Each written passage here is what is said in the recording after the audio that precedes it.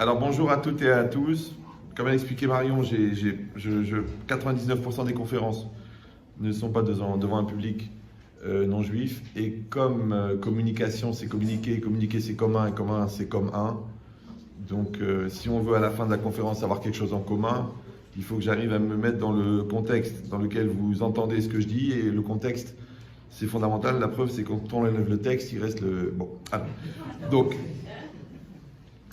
alors en fait, tout ce livre-là que vous a présenté, il a été écrit sur la base d'une seule phrase d'un grand sage qui s'appelle le Maharal de Prague, pour ceux qui ont entendu, et qui dit que Kol hachaim zelatzet milakoach el hapoal, toute la vie, c'est passer du potentiel au réel. C'est-à-dire que la définition de la vie, en fait, c'est le fait que quelqu'un y réussisse à ce que son potentiel, son moi intérieur, se réalise à l'extérieur. Voilà, maintenant, il y a 1 million de retombées de cette notion-là. Nous, on va en choisir une par rapport au thème qui a été choisi aujourd'hui. Donc, c'est un axe de réflexion que j'ai écrit dans le train en venant pour vous dire que j'allais vers vous en l'écrivant. La preuve, je suis arrivé. Donc, ça s'appelle dans la linéarité existentielle.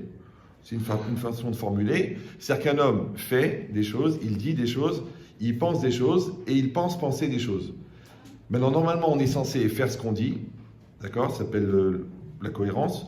On est censé penser ce qu'on dit, ça s'appelle l'honnêteté, et on est censé penser ce qu'on pense.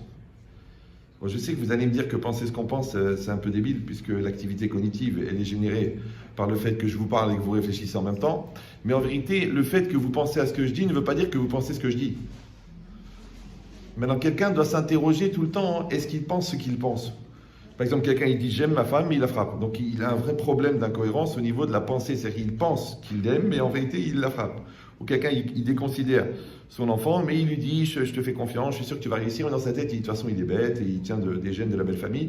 Donc automatiquement, au fond, il ne pense pas ce qu'il pense. Maintenant, il faut savoir une chose qui est très importante, c'est que dans cette linéarité existentielle, ce qui va se réaliser à la fin, ça n'est pas ce que je crois penser, c'est pas ce que les gens pensent que je pense.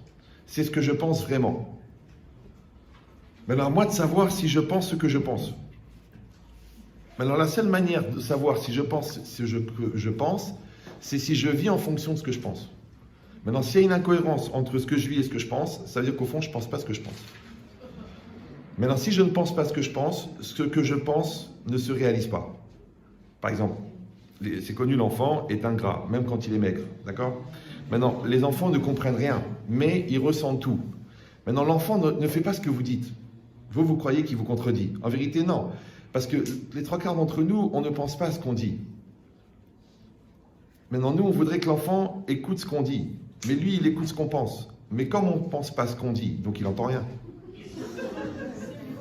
Donc, il faut lui dire ce qu'on pense. Le problème, encore une fois, c'est pour dire ce qu'on pense, il faut le penser. Maintenant, le problème, c'est que ça met des années à penser ce qu'on pense. Ça met des années. Pourquoi? Parce qu'on met des années à apprendre ce qu'on ne sait pas. On met des années à comprendre ce qu'on sait. On met des années à intégrer ce qu'on a compris. Et on met des années à devenir ce qu'on a intégré. Donc, vous comptez à peu près 3 vies. Parce que les 3/4 des gens, ils développent une certaine culture.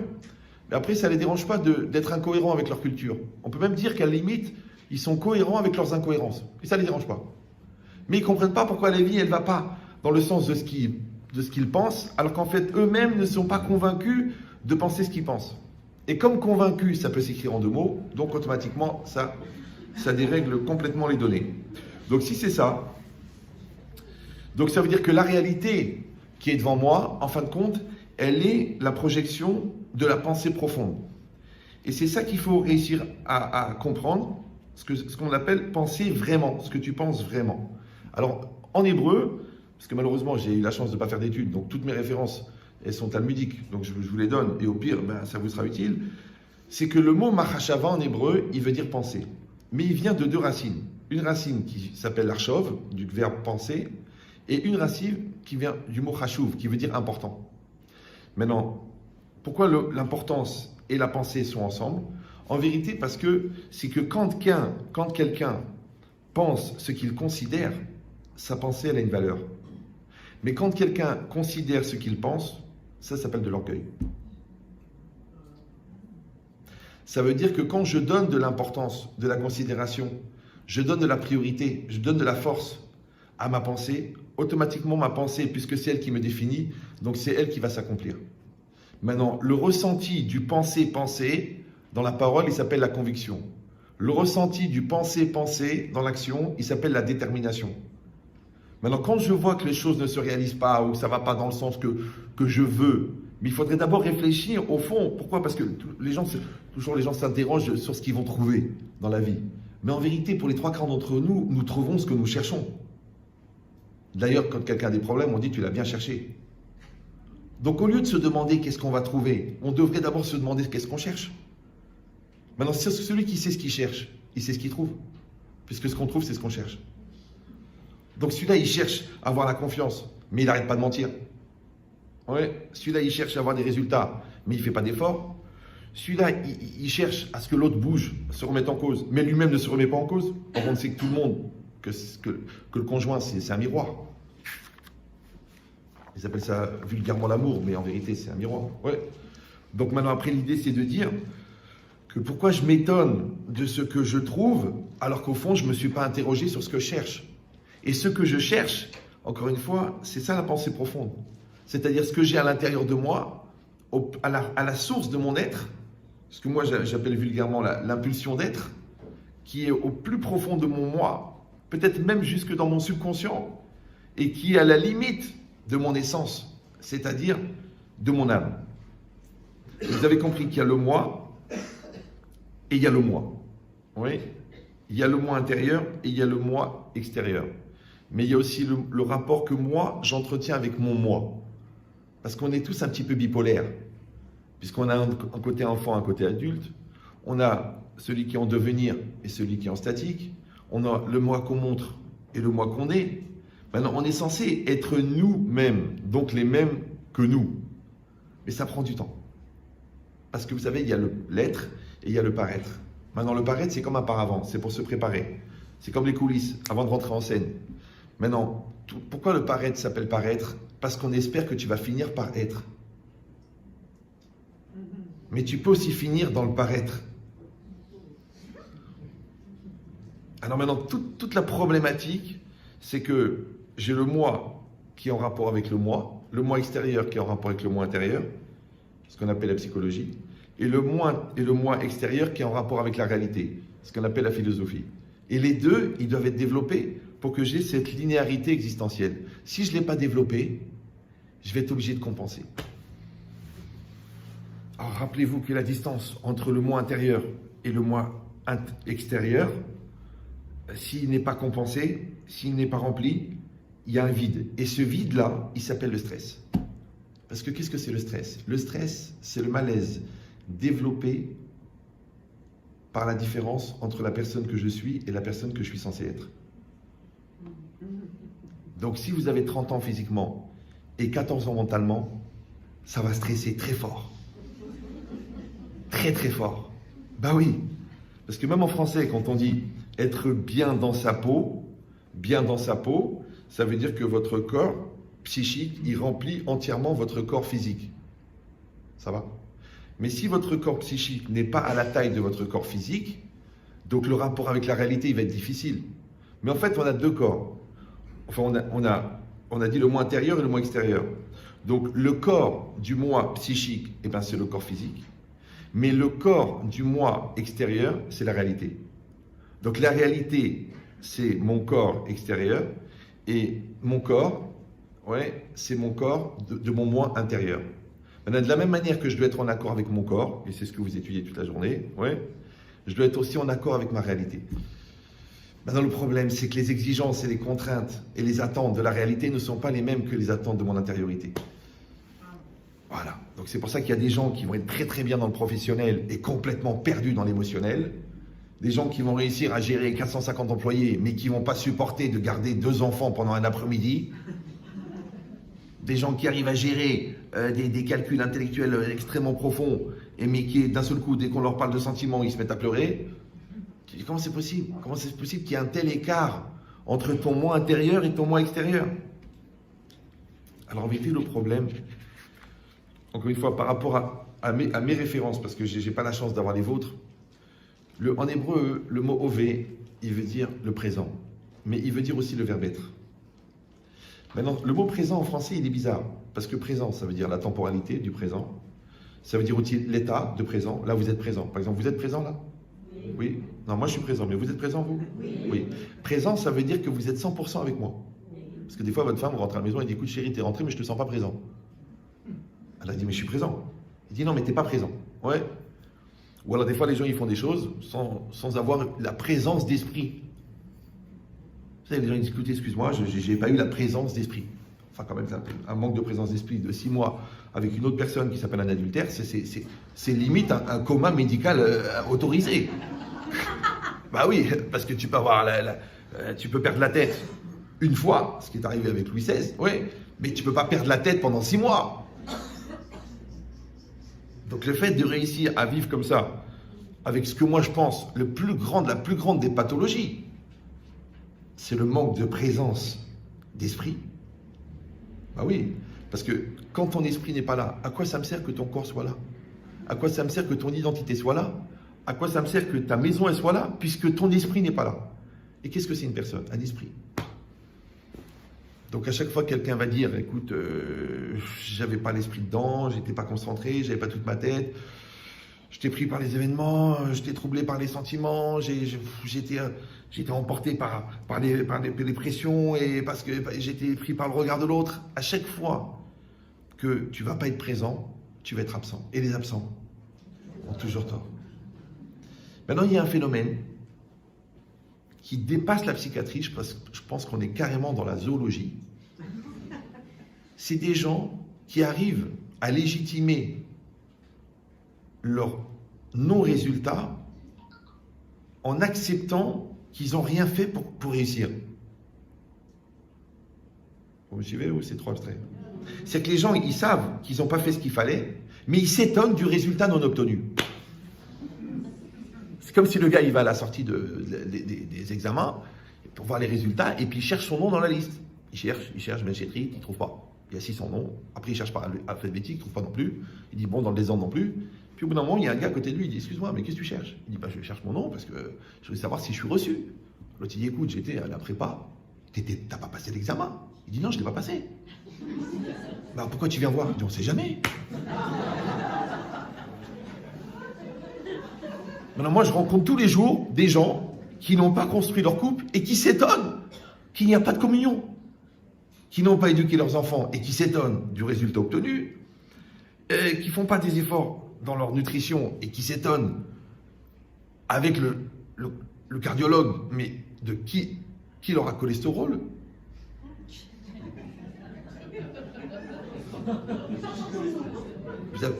Oula, ça va? Il y a un temps de réactivité. Hein, ça doit être la moyenne d'âge. Non, je rigole. C'est beaucoup plus grave. Donc ça veut dire quoi? Non, ça fait circuler le sang. Hein. Je sais qu'il y en a qui vont s'énerver pour qui il se prend, qu'est-ce qu'il veut. Mais c'est pas grave. Ça vous maintient en éveil. Comme ça, à la fin, vous allez me dire, oui, c'est pas normal de parler comme ça. Je dis, mais en tout cas, vous avez suivi jusqu'à la fin pour venir me faire la remarque. C'est bien, c'est ce qu'il fallait. Voilà, comme ça, on est sur la même longueur d'onde. Voilà. Parce qu'entre être intéressé ou être énervé, c'est la même chose, puisque c'est votre système nerveux qui réagit. Donc c'est bien. Ou alors vous attendez la prochaine blague, et là, je me sers de l'acuité intellectuelle que vous allez mettre pour essayer de ne pas rater la prochaine, pour pouvoir augmenter le débit d'idées que je vais mettre dans la minute passée. Ouais, je sais, j'ai oublié d'être bête, mais c'était très jeune. Alors, donc ça veut dire quoi? Ça veut dire que présent, vous avez compris maintenant, c'est une temporalité.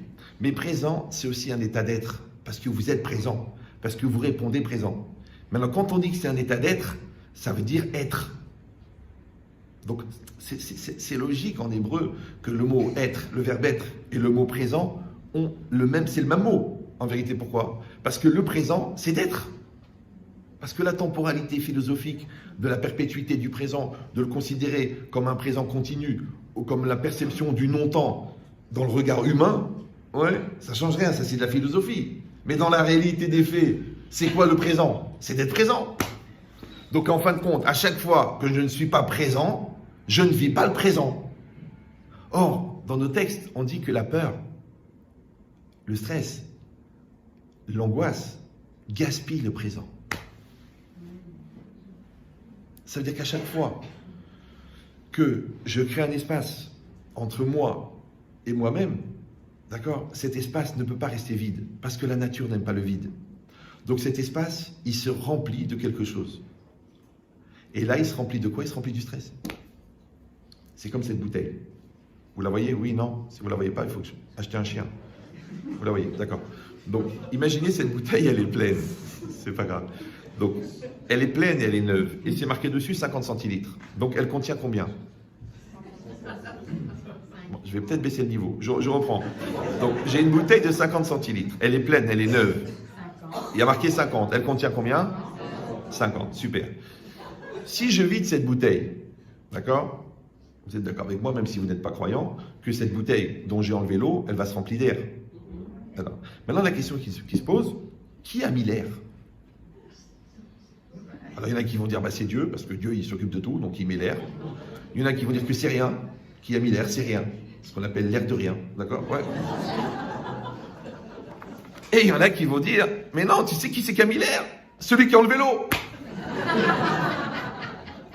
Moi, c'est la dernière réponse que je préfère. Vous l'avez comprise ou non? Non? Vous n'avez pas compris, c'est dommage. Alors, je vais vous expliquer quelque chose. Marion, elle sait, je ne parle jamais au premier degré. J'ai arrêté quand j'avais 8 ans. Donc, quand je vous dis que celui qui a mis l'air, c'est celui qui a enlevé l'eau, ça veut dire que celui qui a enlevé la confiance, c'est lui qui a mis le soupçon. Celui qui a enlevé la joie, c'est lui qui a mis la tristesse. Celui qui a enlevé l'activité, c'est lui qui a mis la psychorigidité. Donc, c'est toujours celui qui enlève qui génère ce qui suit. Mais seulement nous, on est tellement préoccupés à regarder le magicien de la vie, qui a une main pour nous occuper la tête et une main pour sortir le pigeon, alors qu'en fait, c'est nous le... Bon, oui. Ouais. Donc, on n'a pas compris qu'il faut toujours avoir un coup d'avance et qu'il faut toujours chercher la question qui est derrière la question et qu'il faut toujours chercher la conséquence derrière la cause. Alors, quand moi je vis quelque chose, je dois réfléchir. Oui. Si, par exemple, je suis en conflit de réflexion, je suis en conflit relationnel, la première chose que je dois faire, en tout cas c'est comme ça que dans la morale juive c'est vécu, c'est que je dois être capable de mesurer le taux de FTG, ce qu'on appelle en PNL le FTG. Vous avez étudié le PNL? Vous avez étudié le PNL, la PNL? Non? Donc en PNL, ça s'appelle le taux de FTG. Ça veut dire le taux de foutage de gueule. C'est que tu dois mesurer combien toi-même tu te moques de toi. Par exemple, ta femme, elle te dit, bon, tu descends chercher m'aider à porter les sacs, et toi, tu dis, je suis au téléphone. En vérité, parce que c'est de la flemme, c'est de la paresse. D'accord? Je te dis, bon, quand est-ce que tu me rends l'argent? Je te dis, est-ce que je suis prophète? En fait, c'est parce que je suis référencé sur barredefer.fr. Très radin. Donc, c'est ça le problème. C'est que si moi, je ne sais pas, quand moi-même je me moque de moi, j'ai un vrai problème. Parce que peut-être que je ne vis pas ma vie. Maintenant, le gars en moi qui se moque de moi, il est très proche de moi, puisqu'il est en moi. En fait, il est le fruit de l'absence de moi. Maintenant, quand j'enlève l'eau, il rentre l'air. Quand j'enlève la sincérité, il rentre le mensonge. Quand j'enlève la spontanéité, il rentre le manque de spontanéité. Vous me suivez ou non? Maintenant, si moi je ne suis pas en condition réelle de vigilance existentielle, il est très probable que je ne vis pas ma vie. La preuve, c'est que quand quelqu'un fait une bêtise, la première chose qu'il dit, c'est quoi? C'est pas moi. La deuxième chose qu'il dit quand on lui prouve que c'est lui, c'est à cause de toi. Tu crois que je t'ai trompé pour rien? Parce que tu ne me donnes pas ce que j'ai besoin. Ok, donc c'est toujours la faute des autres, d'accord? Et quand tu lui as prouvé quand même qu'il a au moins 50% de responsabilité, qu'est-ce qu'il dit? C'était plus fort que moi. Alors si vous faites l'analyse psychiatrique de cette phrase, puisque vous avez tous dépassé le CE2, je, tu, il, nous, vous, il sont des pronoms personnels, mais c'est apostrophe est un pronom déterminant impersonnel. Donc c'est intéressant. C'était plus fort que moi, moi c'est moi, plus fort que moi, donc c'est un phénomène qu'il y a un truc plus fort que moi, était c'est le verbe, et c'est le sujet. Il y a un truc en moi, impersonnel, qui est plus fort que moi, et qui me fait faire à moi des choses que moi, je refuse de faire. Alors la question est, combien vous êtes là-dedans? et qui j'ai épousé, et qui est mon père. Surtout quand on a un voisin très entreprenant, d'accord? Donc ça veut dire quoi? Ça veut dire que si j'ai pas cette vigilance et cette dynamique de construction personnelle, de fabriquer ce moi qui va vivre ma vie, faites attention, hein. Le confort est dangereux parce que dans confort, il y a fort. Maintenant, le canapé moelleux est beaucoup plus attirant que la pente à monter. Vous me suivez ou... Donc faire des efforts, ça sera toujours plus difficile que de se laisser aller. Or, pour devenir intelligent, il faut faire beaucoup d'efforts. Alors que pour devenir bête, il faut rester naturel. Restez calme. Maintenant, je ne parle pas de l'intelligence intellectuelle. Ça, c'est une question de travail et de culture. Moi, je parle de l'intelligence en philosophie qui s'appelle la capacité d'adaptation. Maintenant, être intelligent, c'est être capable de s'adapter. D'ailleurs, on le dit, vivre en bonne intelligence. C'est pas une question de QI. Regardez l'oiseau, il en a 2. QI. Bon. Ouais. Oh là là. Je vois que vous êtes avec moi, c'est très très important. Moi aussi, je ne regrette rien. C'est mon côté Piaf. Donc ça veut dire quoi? Ça veut dire que l'intelligence, c'est en fait, c'est la capacité d'adaptation. Donc vous avez compris que le contraire de l'intelligence, ce qu'on appelle la bonnerie avec une lettre d'écart dans l'alphabet, eh ben c'est l'incapacité à s'adapter. Maintenant, c'est quoi l'incapacité à s'adapter? C'est que la vie, elle a un défaut majeur, c'est qu'elle change. Vous savez, les enfants grandissent, les parents vieillissent, les conjoints changent, le business il change, le temps il change, tout change. Donc en fait, on est condamné à s'adapter. Si je ne fais pas l'effort d'adaptation, au bout d'un moment, il y a une distance entre ce que je vis et ce que je suis, puisque je n'ai pas fait l'effort d'adaptation. Et ce décalage, il s'appelle l'immaturité. Et l'immaturité, elle crée le stress, puisqu'on a dit que le stress, c'est le malaise développé par la distance entre la personne que je suis censé être et la personne que je suis. Donc en vérité, je suis générateur personnel de mon propre stress en refusant de m'adapter. C'est pour ça que la psychorigidité est une maladie très grave. C'est un syndrome. Ça s'appelle la remise en cause. Vous connaissez ce principe? Tout le monde parle français là? J'aime bien dire ça en Israël. D'accord. Donc c'est quoi la remise en cause? Je sais que vous comprenez, mais vous savez, on utilise des phrases, mais on ne réfléchit pas. Si on décompose, la remise en cause. La cause, c'est quoi? La cause, c'est la loi de causalité. D'accord? Chaque cause entraîne une conséquence. Ok, c'est la loi de causalité, c'est facile à comprendre. Quand tu vois quelqu'un sortir bien coiffé d'une piscine, tu as compris que c'est un film américain des années 50. D'accord? Parce que quand quelqu'un est dans une piscine, en général, il sort mouillé. Donc il y a une loi de causalité entre le fait qu'il rentre dans la piscine et le fait qu'il sort mouillé. Ok. Ça, c'est la causalité. Après, il y a la mise en cause. C'est quoi la mise en cause? La mise en cause, c'est que quand vous êtes à l'extérieur et que vous voyez la cause et la conséquence, vous dites « Ah, j'ai compris, le gars il est entièrement brûlé, j'ai compris qu'il a voulu nettoyer le four sans l'éteindre. » D'accord? Donc, je vois le lien entre la cause et la conséquence. Là où c'est plus compliqué, c'est quand la cause elle est chez moi. Maintenant, nous, on appelle ça la croyance. D'accord? Les autres, ils appellent ça la responsabilité. C'est ça que j'accepte d'être mis en cause. Vous me suivez ou non? C'est-à-dire qu'à la place de la cause, dans la loi de causalité, on m'a placé moi en cause. Maintenant, il y a un phénomène bizarre, c'est la dimension anxiogène de la mise en cause. Les gens ne supportent pas d'être mis en cause. Mais en fait, quand je te dis que tu es mis en cause, ça veut dire que c'est à cause de toi, mais ça veut dire aussi que c'est grâce à toi, puisque c'est toi la cause.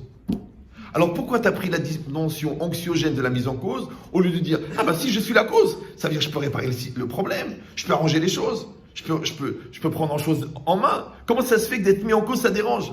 C'est-à-dire que la nature humaine, elle est tellement d'éviter d'être mis en tant que cause, qu'il va chercher toujours à ne pas être en cause, donc il va vivre mal le fait qu'on le met en cause. Ça s'appelle être la cause. En anglais, be cause. D'accord? C'est pas grave. Non, ça mange pas de pain, en plus c'est gratuit. Donc, maintenant, qu'est-ce que c'est la mise en cause? Vous avez compris? C'est comme quelqu'un qui parle avec sa femme et dit, tiens, en fait, sa femme, elle dit, dis-moi, chérie, tu étais au mariage du tilleul? Vous voyez, j'adapte au... C'est pas grave, sinon j'aurais dit les bénichoux, mais c'est pas grave. Alors, Euh, non, c'est la géolocalisation, je pense. Donc, si sa femme lui dit, dis-moi chérie, est-ce que tu étais au mariage du tilleul? Elle dit non, pas du tout, pas du tout. Elle dit, écoute, j'ai un problème parce que j'ai passé l'après-midi avec madame du tilleul, d'accord?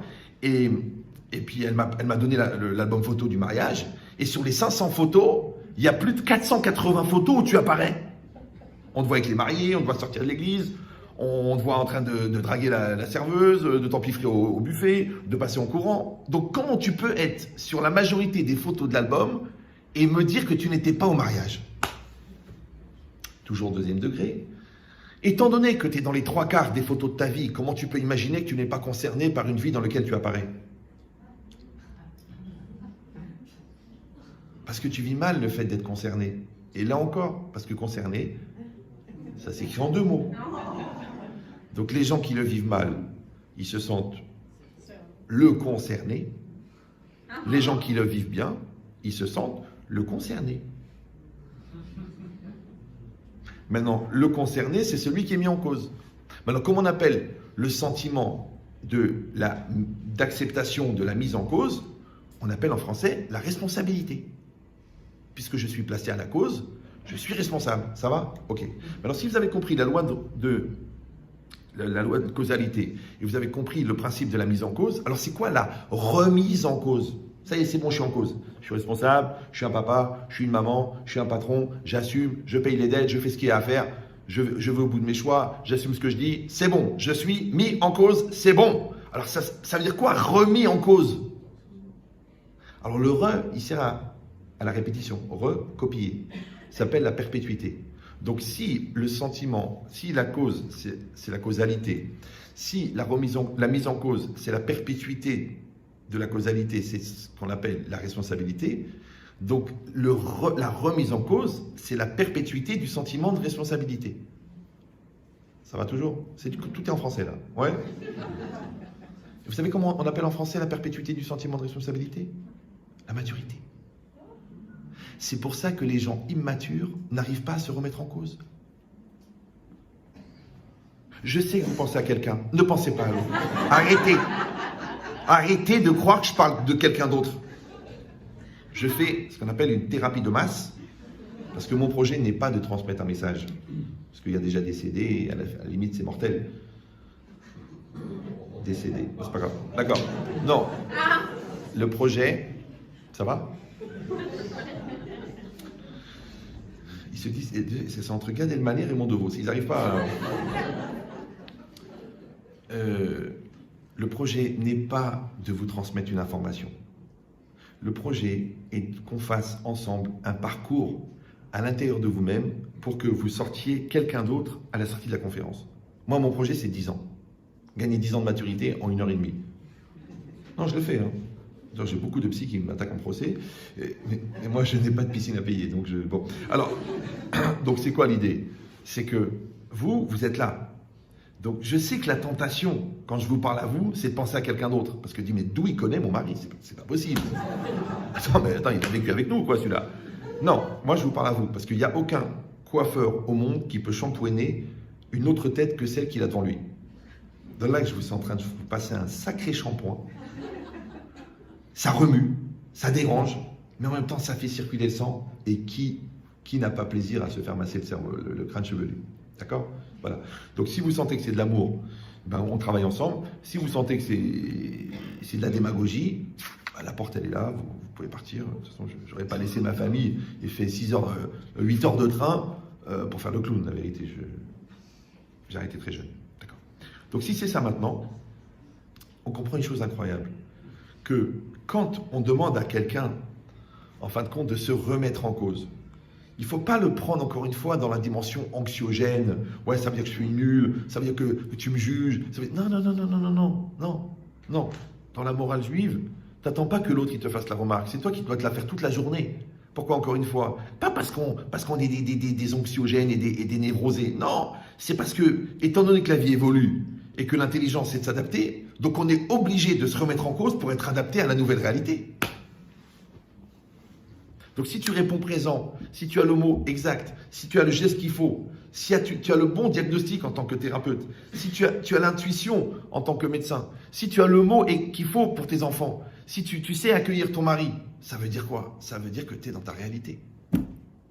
Mais si tu es en décalé, ouais, si tu es dans le malentendu, si tu es dans la névrose, si tu es dans les stress, si tu es dans le transfert de culpabilité, transfert de responsabilité, et pire encore, je suis obligé de l'inventer tellement le transfert d'existentialité.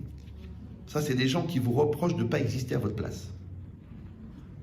Moi, des fois, des maris me disent, écoutez, tu as tellement de charisme, tu as tellement de sensibilité, tu as tellement de poésie, tu vas écrire une lettre d'amour à ma femme et je vais la signer, comme ça elle revient à la maison. Je dis, premièrement, je ne peux pas le faire parce que ma femme est inscrite dans un club de tir. Et j'adore la vie. Oui. Non, si vous voyez un point rouge qui apparaît sur votre front, c'est pas que vous êtes venu soudainement hindou, c'est que vous allez mourir. Ouais, d'accord. Donc, et deuxièmement, c'est qu'elle va tout de suite savoir que c'est pas toi qui l'as écrit, et après je vais avoir des gros problèmes. Donc je préfère que tu l'écrives toi, avec ton cœur. Si tu n'arrives pas, avec tes pieds. D'accord? Donc ça veut dire quoi? Ça veut dire que nous sommes condamnés à nous adapter à la réalité que la vie nous propose. Bon, nous on dit que Dieu nous propose, vous dites si vous n'êtes pas croyant que la vie vous propose, mais ça s'appelle la compatibilité. Même dans la physique quantique, on sait qu'une masse de molécules, elle ne peut exister à un certain endroit que parce qu'elle est compatible avec la masse de molécules qui l'accueille. C'est-à-dire qu'en fait, on est là où on doit être. D'accord? On n'est pas obligé d'être d'accord. Ouais, c'est pas une question de quantité, c'est une question de quantité. Ouais, voilà, c'est ça. Donc maintenant, si c'est ça, vous avez compris que si moi, je n'ai pas fait ce travail perpétuel de m'adapter, de grandir, et que c'est mal vécu par moi, parce qu'il y a beaucoup pour qui grandir, c'est souffrir, ouais. Donc, ils vont se battre pour ne pas grandir, ils vont se battre pour éviter, mais c'est impossible de faire autrement. Parce que je vous rappelle que l'épreuve de la vie, ça ne s'écrit pas L' épreuve, ça s'écrit LES preuve. Et qu'une personne éprouvée, ce n'est pas quelqu'un qui a été conçu dans une éprouvette. C'est une personne qui sait prouver à elle-même qu'elle est vivante parce qu'elle a accepté les épreuves. Maintenant, il ne faut pas prendre les épreuves dans le sens des épreuves. Vous savez, les épreuves, on a tous des épreuves. Je le vois le matin, les gars, partir au travail avec leur Magen David, comme ça. Ça s'appelle le chemin de la Magen David. Ça a été repris il y a 2000 ans. Ouais. Par un gars de chez nous. Ouais, mais l'idée, c'est quoi? C'est qu'on n'est pas dans la souffrance. On est dans la vie. Maintenant, les gens qui souffrent de la vie, c'est les gens qui ont cru que bon, ça veut dire agréable. Bon, ça veut dire appréciable. Bon, ça ne veut pas dire appréciable. Dans la Torah, bon, ça veut dire complet. Maintenant, dans le complet, il y a du bon et du moins bon. Il y a le bon et il y a le nécessaire. Maintenant, chez les gens raisonnables, le nécessaire est bon. Et chez les gens pas raisonnables, le nécessaire est contraignant. Maintenant, si toi, tu t'es habitué au bonbon, donc le double bon, donc tu refuses le mauvais. Maintenant, le fait de manger des bonbons fait que le reste est amer. Donc, je rappelle que la vie, c'est pas un feuilleton de bisounours, que le mari n'a pas que des qualités. D'ailleurs, quand vous êtes marié, le maire qui est complètement laïque, donc il n'a aucun message moral, vous a dit vous êtes marié pour le meilleur et pour sa mère. D'accord? Donc vous voyez que, qui est souvent le pire d'ailleurs, parce qu'il y a le pire et la meilleure, d'accord? Donc ça veut dire quoi? Ça veut dire que tant que vous ne réussirez pas à aimer votre conjoint complètement, vous allez souffrir. Ça s'appelle le contraste. Et les côtés positifs, ils vont faire ressortir les côtés négatifs. Mais si tu dis je t'aime entièrement, oui, c'est comme les grands-mères. Nous, quand on changeait les bébés, on était jeunes mariés, on changeait les bébés. Des fois, le bébé, il a une manière de s'exprimer qui est extrêmement gênant. D'ailleurs, vous le sentez. D'accord? Et nous, on disait à la mamie, oh mamie, c'est dégueulasse. Alors elle disait comme ça, elle disait, moi, ton fils, son caca, je le mange. C'est une expression. Vous avez compris que c'est pas une recette. D'accord? Mais l'idée, c'est quoi? C'est que je t'aime entièrement. D'accord? Non, je t'aime quand t'es maquillée, quand t'es parfaite, et je t'aime quand t'es fatiguée, et que t'as vieilli, et je t'aime quand t'as changé, et je t'aime quand t'as raté le plat, et quand t'as réussi le plat, et je t'aime quand ça se passe bien, et quand ça se passe mal, et je t'aime. Mais si je commence à dire, écoute, je t'aime, mais attention, tri sélectif. Hein. Ah bah oui, on est pour l'écologie ou non, hein. D'accord? Donc tous tes mauvais côtés, bah, tu te les gardes. Non. La laine du matin est une réalité physique. Donc il y a une forme de sacrifice dans le premier bisou qui est proche de l'homicide volontaire. Et tu te dis pourquoi je suis pas morte hier?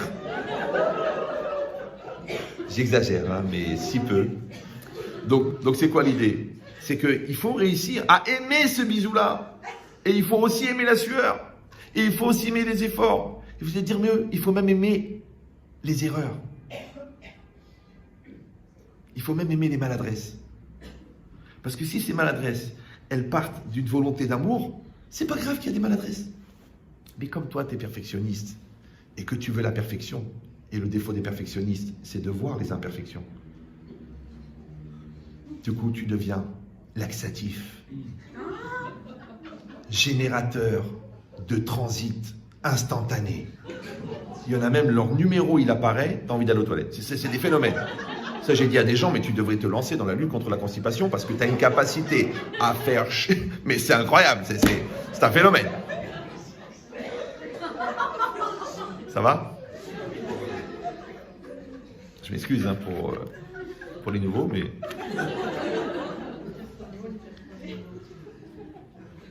Non, mais encore une fois, ça a l'air comme ça, des jeux de mots et des images et des rigolades. Mais encore une fois, c'est un parcours. C'est-à-dire que celui qui est vraiment celui qui fait, il va se dire, c'est vrai, je suis vraiment... Soi-disant que je suis là pour aider, je suis là pour t'aider à évoluer, je suis là pour te montrer tes défauts pour que tu grandisses. Mais il y a une phrase chez vous qui est très belle. C'est que l'enfer est pavé de bonnes intentions. Alors tes bonnes intentions, papa, tu te les gardes jusqu'en enfer. J'arrive. Non, je suis recherché. Donc c'est quoi l'idée? Vous avez vu la vitesse de répartie? Ça. Il y en a, il m'a demandé c'est quoi la vitesse de la lumière. Je dis regarde ma vitesse de répartie, tu vas comprendre. Donc maintenant, c'est quoi l'idée? L'idée, c'est de dire que je vais accepter le global. D'accord? Je vais aimer la vie entièrement. Je vais aimer mes enfants entièrement. Je vais aimer mon conjoint entièrement. Je vais aimer mes parents entièrement. Je vais aimer ma belle... Non, là, ça marche pas.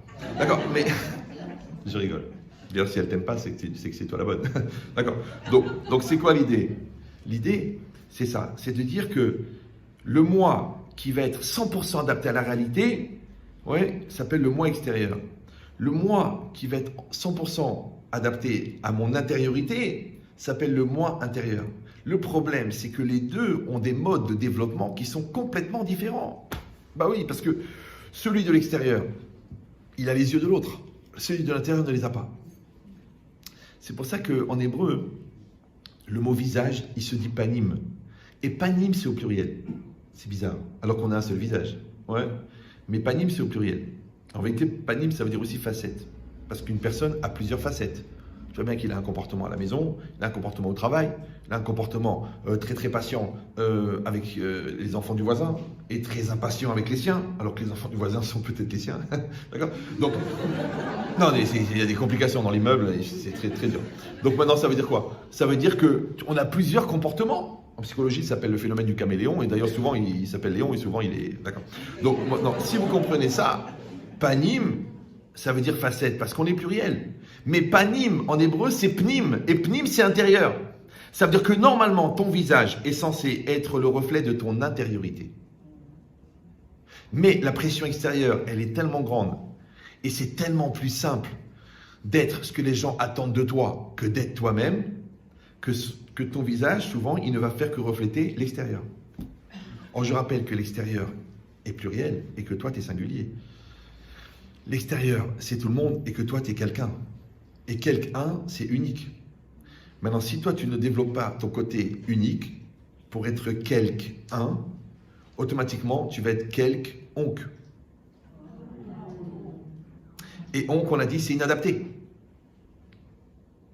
Maintenant, la grande tendance, c'est quoi? C'est d'être comme tout le monde. Vous savez, moi, je suis comme tout le monde, moi, je suis un citoyen du monde, je suis une particule élémentaire dans l'univers, moi, je suis là, je suis pas là, moi, je suis le mouvement, moi, je fais partie du troupeau, moi, je suis la mode, moi, j'attends la vente flash, et j'espère ne pas mourir avant. Non, non, non.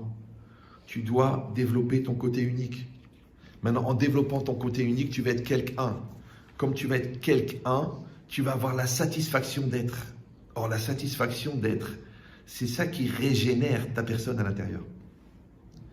Mais si tu veux pas être quelqu'un et tu veux être comme tout le monde, Soit parce que l'autre, il a une très forte personnalité, soit parce que toi-même, tu n'as pas développé la confiance en toi, soit parce que tu n'as pas trouvé la démarche ou le chemin pour arriver à passer dans le labyrinthe de la psychologie pour devenir toi-même, soit parce que la pression extérieure elle est énorme, parce que tes parents, ils avaient une très forte personnalité et tu as été castré mentalement ou moralement. Mais tu n'as pas réussi à être toi-même. C'est très, très compliqué. Parce que 99% des névroses, ils viennent de là. Maintenant, tu connais le problème, tu connais la solution. Donc, qu'est-ce qu'il faut? Il faut que tu te réalises. Il faut que tu sois toi-même. Il faut que tu existes. Extérieur, exister, être. Maintenant, quand tu n'arrives pas à exister, qu'est-ce que tu vas faire? Tu vas inister. C'est un mot qui n'est pas dans le dictionnaire. Comme quoi les Français ne veulent pas parler de leurs problèmes majeurs. D'accord? C'est une blague, c'est beaucoup plus sérieux. D'accord? Donc il y a inhibé, mais il n'y a pas inisté. Je ne sais pas, exister. D'accord? Inisté, c'est quoi le problème? Oui, non? Oui? Non, il faut les deux. Il faudrait le proposer à l'Académie française. Mais vu la moyenne d'âge, là-bas, ça va être compliqué. D'accord, donc c'est quoi l'idée? L'idée, c'est ça. C'est-à-dire que si je ne vais pas exister, être à l'extérieur, eh bien je vais inister, je vais être à l'intérieur. Alors je rappelle que être à l'intérieur, au bout d'un moment, ça s'appelle tourner en rond. Après, ça s'appelle s'auto-légitimer. Après, ça s'appelle couper de la réalité. Après, se couper de l'opportunité de grandir. Après, se couper des gens qui me proposent de grandir. Et après, ça s'appelle la dépression. Maintenant, pourquoi tu as inisté?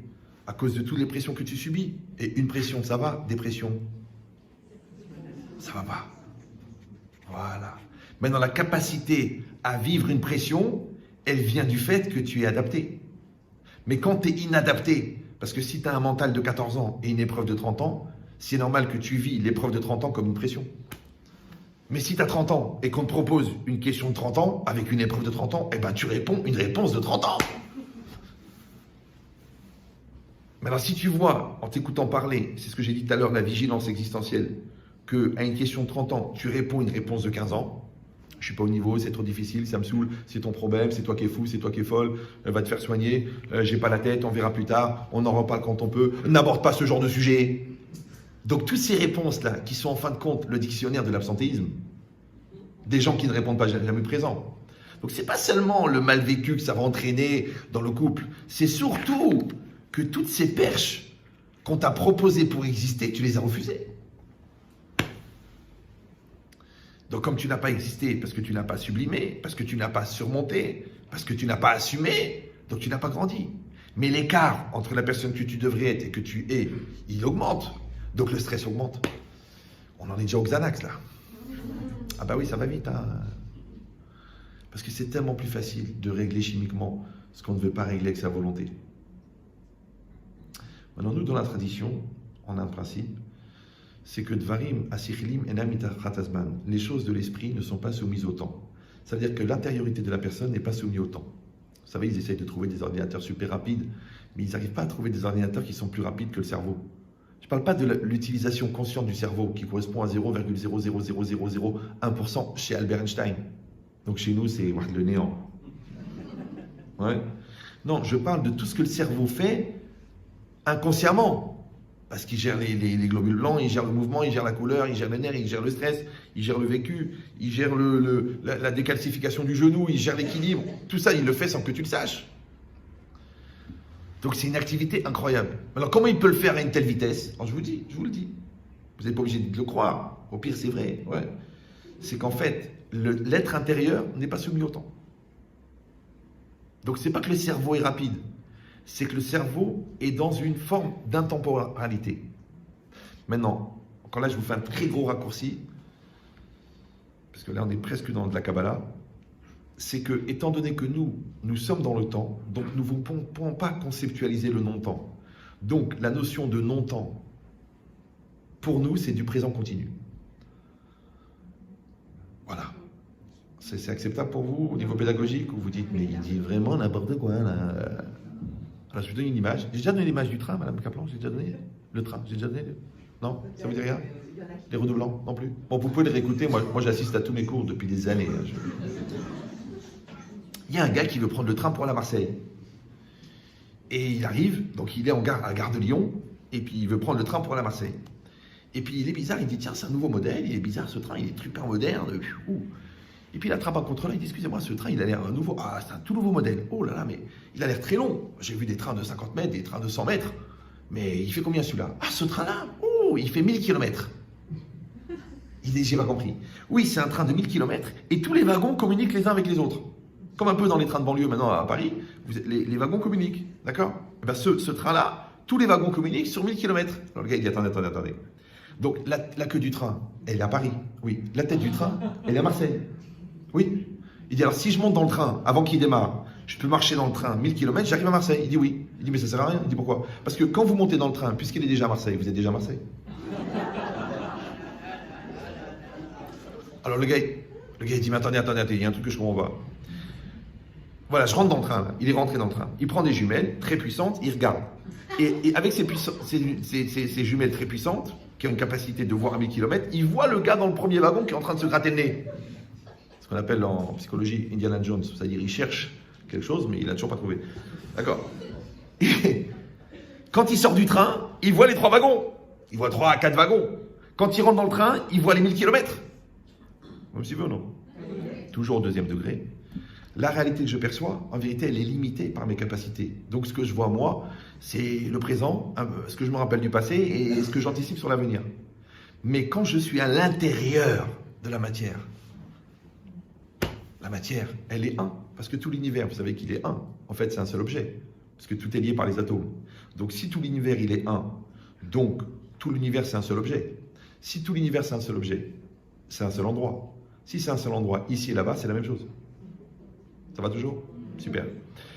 Maintenant, puisque, d'après Albert, le 4e élément, c'est le temps, les 3 dimensions plus le temps. Bon, le 5e élément, vous avez vu le film, mais le 4e élément, c'est le temps. Et que le temps, il fait partie de la matière. Donc, de la manière que la matière, c'est un seul objet, le temps, c'est un seul objet. Donc, il y a un seul temps. Ça s'appelle en français le présent continu. Maintenant, Albert, toujours le même, qui est finalement d'une intelligence relative, il a dit qu'à la vitesse de la lumière, le temps s'arrête. Je dis, mais comment le temps il s'arrête? Le temps il court? Vous avez croisé le temps déjà, vous? Non, en vérité, le temps s'arrête. Ça veut dire que quand nous, on est dans un temps relatif, eh ben, on voit que le temps court, on voit que les aiguilles elles tournent et que les années elles passent et que les enfants ils vieillissent. Mais quand on est dans le temps absolu, donc à l'intérieur du temps, donc si on prend tout l'univers comme un seul objet et comme un seul temps, ça s'appelle un présent continu. D'accord? Maintenant, je viens de vous dire, il y a 2 secondes, vous avez une capacité d'absorption extraordinaire, c'est que l'intérieur de l'homme est en dehors du temps. C'est un présent continu. Ça veut dire que je contiens mon passé, ça vous êtes convaincu, mais en fait, je contiens aussi mon futur. Ça s'appelle la génétique, d'accord? Et le cancer, il est déjà là. Je sais, je prie pour que ça n'arrive pas, je le souhaite aux autres, et à certains notamment, mais je le contiens. Potentiel, il attend juste un petit stress ou alors un calendrier génétique pour se déclencher. C'est comme ça, il ne faut pas avoir peur, dire bon. Donc à l'intérieur de moi, c'est du présent continu. À l'intérieur de la matière, comme à l'intérieur du train, c'est du présent continu. Qu'est-ce que c'est l'intérieur du train? C'est au-delà de la réalité. Donc la réalité, elle est fixée dans le temporel, mais l'intérieur de la réalité est intemporel. Mon corps, lui, il est dans le temporel, mais mon intériorité est intemporelle. Donc la chance que j'ai, c'est que mon extériorité, lui, il est dans la temporalité, mais mon intériorité n'est pas dans la temporalité. Donc, si je vais aller chercher au plus profond de moi, là où le temps s'est arrêté, je peux faire en quelques jours ce que je n'ai pas réussi à faire physiquement en quelques années. Donc, tout va dépendre si je vais vivre avec le temps de mon corps ou je vais vivre avec le temps de mon esprit. D'accord? Et si vous dites, quand même, c'est un peu tiré par les cheveux, comme dirait un chauve, non. Parce qu'on a un enseignement aussi, d'un très grand sage, il dit un truc incroyable. Il dit, si quelqu'un il a vécu un traumatisme très grave quand il avait 8-9 ans, d'accord? Et maintenant il a 39 ans. Et quand il avait 9 ans, le prof, l'instituteur, il a tiré l'oreille, il a fait honte devant tout le monde, il a montré sa copie, il a dit, regardez cette nullité. Et depuis ce jour-là, il a un traumatisme avec les mathématiques. Ça peut arriver, vous comprenez ça, vous êtes concerné par ce genre de problème. Il dit, cet enseignant-là, ce rave, il dit, toi, étant donné qu'à l'intérieur de toi, tu es en présent continu, par ton imagination, tu peux retourner dans cette situation où le prof t'a fait la honte. Et tu peux revivre la situation, mais au lieu de la vivre comme un enfant de 8 ans, qui est complètement dépourvu de défense devant un malade mental qui va le détruire, tu peux le vivre comme un homme de 38 ans, donc vivre l'événement de 8 ans, avec la maturité de 38 ans et détruire tous les séquelles cumulées pendant 30 ans sur la base du fait que tu vis en présent continu. Je ne sais pas si vous me suivez.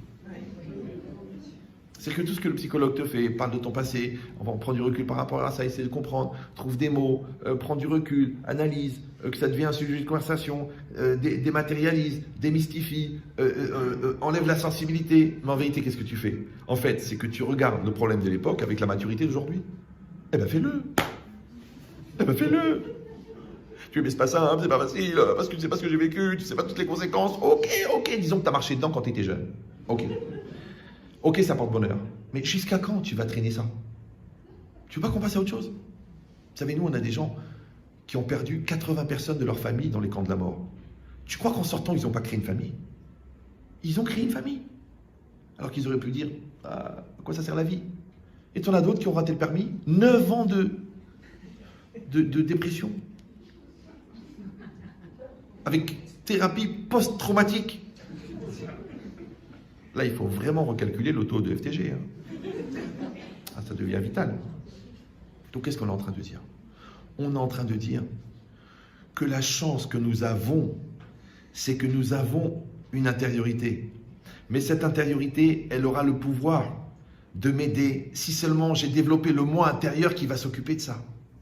Mais malheureusement, il faut constater, c'est que les 3/4 des gens ont développé le moi extérieur parce qu'ils sont obligés de réagir, ils sont obligés d'être dans la réalité, et puis ils vivent les contraintes de la réalité. Mais ils ne développent pas le moi intérieur qui regarde ce moi-là. Ils attendent que l'autre regarde leur moi pour leur dire qui ils sont. Alors qu'en vérité, c'est eux qui devraient développer ce moi intérieur pour que lui, critique, fasse évoluer et encourage ce moi extérieur. Maintenant, quand j'ai développé ce moi intérieur, étant donné que ce moi intérieur, justement, par définition, il est à l'intérieur, donc lui, il n'est pas limité par le temps, il n'est pas limité par l'espace, il n'est même pas limité par la souffrance, il est limité par rien, puisque c'est lui qui est le détenteur de cette énergie-là. Vous me suivez ou non? Donc en fait, on va passer notre vie à essayer de rencontrer des gens qui vont nous donner à notre moi intérieur le devoir d'exister et le pouvoir d'exister. Mais c'est toi qui dois le faire. Moi, j'ai des gens des fois qui sont très très mal. Les gens ils sont mal. Écoutez, je suis très mal, je suis très très mal, je suis très très mal, je suis très très mal. Je dis ok. Il dit alors qu'est-ce que vous voulez? Eh bien, vous me trouvez une solution. Alors j'ai une solution. Je vais abréger vos souffrances. Je vais me lever, je vais vous étrangler. Alors on me dit mais monsieur rabbin, mais enfin vous n'allez pas m'étrangler? Je suis rabbin, non? Je suis une autorité? Bon, je vais vous étrangler. Ah mais vous n'avez pas le droit de toucher les femmes. Je vous étrangle. J'ai un coup de folie, je vous étrangle. Je règle tous vos problèmes d'un seul coup. Qu'est-ce que vous allez faire? Ah ben je vais me défendre. Qu'est-ce que vous allez faire? Eh ben je vais me débattre et je vais vous mordre, je vais vous griffer. Et puis au bout d'un moment, vous allez vous rendre compte qu'en fin de compte, c'est pas mes mains qui vous étranglent, c'est les vôtres. Moi, je suis resté assis tranquille. Parce que tout l'argumentaire, j'y arrive pas, c'est trop dur. Vous vous rendez pas compte de tout ce que je vis, tout ce que j'ai vécu. Ça... Mais c'est tes mains là, c'est tes mains. Déjà, tu vas commencer par arrêter de t'étrangler. Tu vas les mettre bien à plat là, comme ça. Ouais.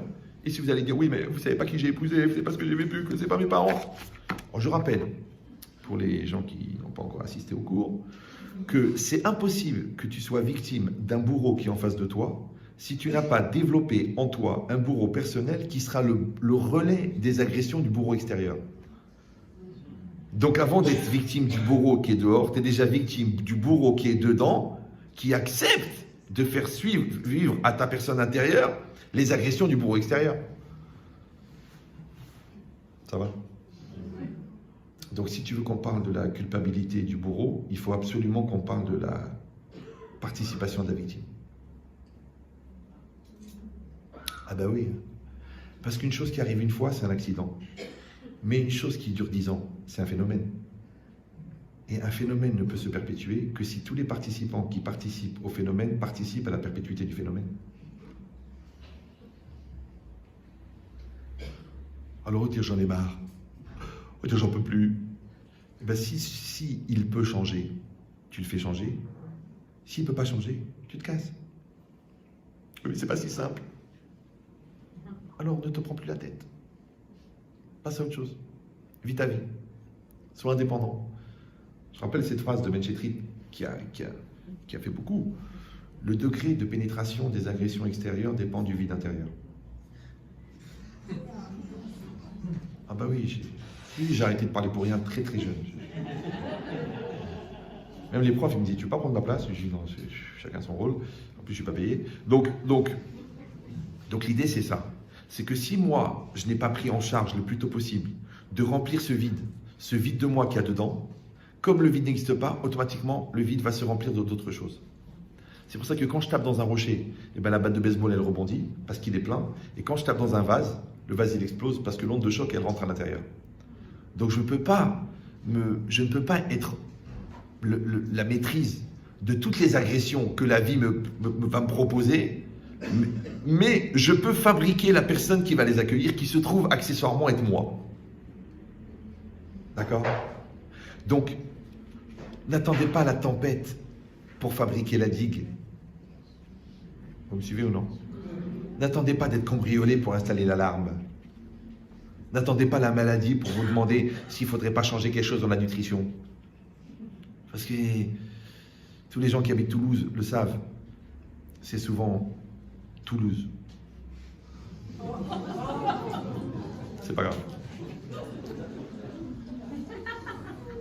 Ça va? Je m'excuse pour les Toulousains, mais j'aurais pu dire Quimper et tout le monde sait qu'il y a Quimper dans le ciel. D'accord. Donc qu'est-ce que ça veut dire? Ça veut dire que ça fait 56 minutes que vous me subissez. Je sais qu'il y en a qui prient pour que je m'étouffe, mais je vais essayer de terminer à 5 heures. Mais seulement comme je suis à la page 2 et qu'il y en a 6 et que je vois qu'on n'a pas totalement complété le process de thérapie pour chacun, parce que je mesure le niveau de recul que vous avez par rapport à la réactivité que vous avez. Comme si vous, non. Si vous faites « Oh », je dis « il y a encore beaucoup de boulot ». Si vous faites comme ça, vous dites « on est sur la même longueur d'onde ». Si vous faites comme ça, je sais que vous refusez de faire le travail. Et si vous me souriez, je sais qu'on s'est compris. Voilà. C'est un métier, hein. N'essayez pas de copier, ça fait de la concurrence. Alors, donc, qu'est-ce qui est marqué ici? Ici, c'est marqué qu'en fin de compte, c'est mon vide de moi qui crée cet espace dans lequel est généré le stress.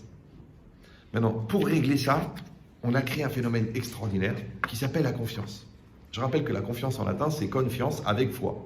Et la foi, c'est la capacité à s'investir dans une chose qu'on ne voit pas. Maintenant, il y a deux choses qu'on ne voit pas. Ce qui est au-delà de la réalité, on ne voit pas. Et ce qui est dans notre intériorité, on ne voit pas. Maintenant, gérer l'invisible qui est en moi s'appelle la confiance en soi. Et gérer l'invisible qui est au-delà de la nature s'appelle la confiance en Dieu. Maintenant, pour les croyants, ça s'appelle la confiance en Dieu. Pour les gens qui ne croient pas en Dieu, ils doivent absolument mettre en place une perception qu'il y a une énergie puissante, positive et volontaire, que le monde soit pour le bien. S'ils ne le font pas, parce qu'ils sont athées, c'est-à-dire qu'ils sont en fait ignorants puisqu'ils n'ont même pas fini l'alphabet. Donc, au-delà du fait qu'ils vont rater une très très grosse partie de la vie, parce que moi je rigole toujours avec les scientifiques, parce que les scientifiques, ils disent moi je ne crois que ce que je vois, n'est vrai que ce qui est démontrable, mais ça veut rien dire. Puisque une activité bizarre dans un certain endroit à l'époque, ça s'appelait de la sorcellerie. Aujourd'hui, ça s'appelle la radioactivité. Donc tu vois bien que la connaissance, elle évolue. Maintenant, si tu te contentes et tu te limites à penser que ce qui est vrai, c'est que ce que tu comprends, étant donné que tu comprends peu de choses, donc tout est faux. Alors c'est quoi la démarche? La démarche, c'est que ce que tu comprends, et c'est une obligation dans la religion, c'est que tu dois pousser le plus loin possible le rationnel, mais quand tu arrives au bout du rationnel, il faut avoir la émouna. La émouna, c'est la confiance, la croyance. Pourquoi il faut la croyance? Puisque de toute façon, il n'y a pas de preuve. D'après toi, nous, grâce à Dieu, on a des preuves, on est tranquille, on dort la nuit. Mais c'est parce que la capacité à accepter l'incompréhensible fait que tu as accès un jour à l'incompréhensible. Mais quand tu es dans le refus psychiatrique, psychorigique de l'incompréhensible ne pourra jamais se révéler à toi puisque, a priori, tu le refuses. Vous me suivez ou non? C'est comme si, par exemple, tu es convaincu que cet enfant, il fonctionne comme ça. Mais en fait, tu ne l'as pas compris. Parce que toi, tu crois qu'il est comme toi. Comme toi, tu es un intello, toi, tu es sûr qu'il est intello. Alors, tu lui offres des livres, tu l'invites à des expositions. Mais lui, il est manuel, lui. Lui, il aime bien couper du bois, pétrir la pâte, toucher le ciment. Et toi, tu ne comprends pas. Tu dis, mais qu'est-ce qu'il est bête, mais qu'est-ce qu'il est idiot, mais il rate sa vie. Mais en fait, toi, tu penses à sa place.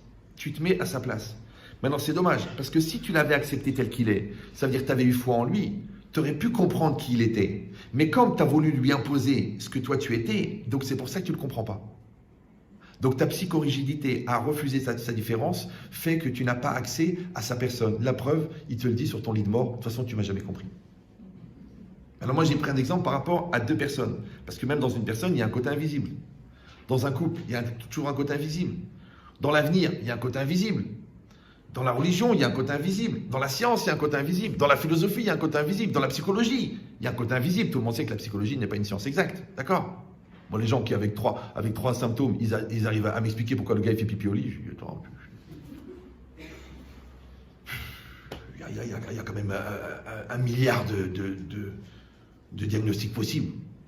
Il était juste retenu, parce que son père, il lui parlait durement avant de dormir, et comme il n'a pas ressenti la chaleur de son père, donc il se l'est fabriqué artificiellement. Je sais que c'est un peu court, mais il y en a, ça les suffit, hein, ils sont même payés pour ça. Donc ça veut dire quoi? Non, ça veut dire que la vie est compliquée. D'accord? Alors, encore une fois, je dis et je répète, et ça c'est un grand enseignement. C'est que ce que je peux comprendre, je dois le comprendre. Ce que je ne peux pas comprendre, je dois accepter que je ne le comprends pas. Et c'est pas grave. Mais quand je le refuse de ne pas comprendre, automatiquement, je me crée un barrage qui fait que même le jour où il y aurait une potentialité de révélation, qui vienne de manière rationnelle ou irrationnelle, qui vienne par un éclairage, ou qui vienne par une autre personne, ou qui vient par un événement, ou qui vient par une souffrance, ou qui vient par un bonheur, mais moi, je ne pourrais pas y avoir accès, puisque je me suis bloqué sur ce que je ne comprends pas. Ça s'appelle l'ouverture d'esprit. Ou la grandeur d'âme, comme vous voulez. Oui, voilà. Alors quand tu es dans cet esprit-là, et bien, de la même manière, ça s'appelle la confiance, c'est ça la foi. D'accord? Donc c'est pour ça que même quelqu'un d'athée, il doit avoir la foi. Parce que tu as au moins la foi dans l'avenir. Moi je vois des gens qui me disent je ne suis pas croyant. Je dis c'est impossible que tu ne sois pas croyant. Il m'a dit pourquoi? Parce que le fait que tu n'es pas croyant, déjà ça tu y crois. Il me dit non, tu joues sur les mots. Pas du tout, pas du tout. Moi, j'ai arrêté de jouer sur le mot très très jeune. Par exemple, tu dors le soir. Pourquoi tu ranges tes affaires pour le lendemain? Parce que tu crois que tu vas te réveiller. Peut-être tu vas mourir.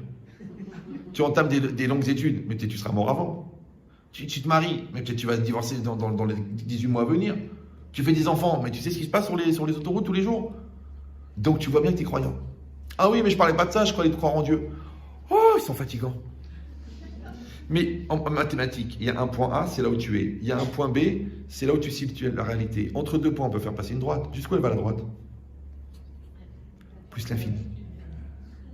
Alors au lieu de faire l'orgueilleux, d'arrêter la droite là où tu conçois, continue la droite. Vous me suivez ou non? Continue la droite. C'est pareil. Toi tu dis je comprends cette personne, je la comprends. Tu sais quoi? Continue la droite. Laisse-la s'exprimer. Tu crois que tu as compris la vie? Laisse-la s'exprimer. Il y a un phénomène qui te stresse, qui t'angoisse, qui te choque. Laisse la vie faire. Peut-être dans 10 ans, la vie, elle va t'expliquer ce qui s'est passé. Parce qu'aujourd'hui, tu la regardes avec tes yeux de 18 ans. Mais quand tu auras 34 ans, tu diras « Ah, j'ai compris ». Donc en fait, c'est quoi la souffrance d'un homme que toute sa vie, il a dit « Je sais, je sais, je sais ». Tu sais c'est quoi? C'est qu'un jour, il va dire « Si j'avais su ». Alors arrête de dire je sais, arrête de figer les choses, arrête de poser, parce que vous savez, quand on pose un problème, c'est comme quand on pose un avion. Quand tu poses un avion, c'est 260 tonnes, c'est très compliqué à faire bouger, il faut le tirer. Mais quand l'avion il est en l'air, tu mets un petit coup sur le volant, je sais pas quoi là, le manche, hop, tu sais que tu es en train de déplacer 260 tonnes, hop, fais-toi un kiff.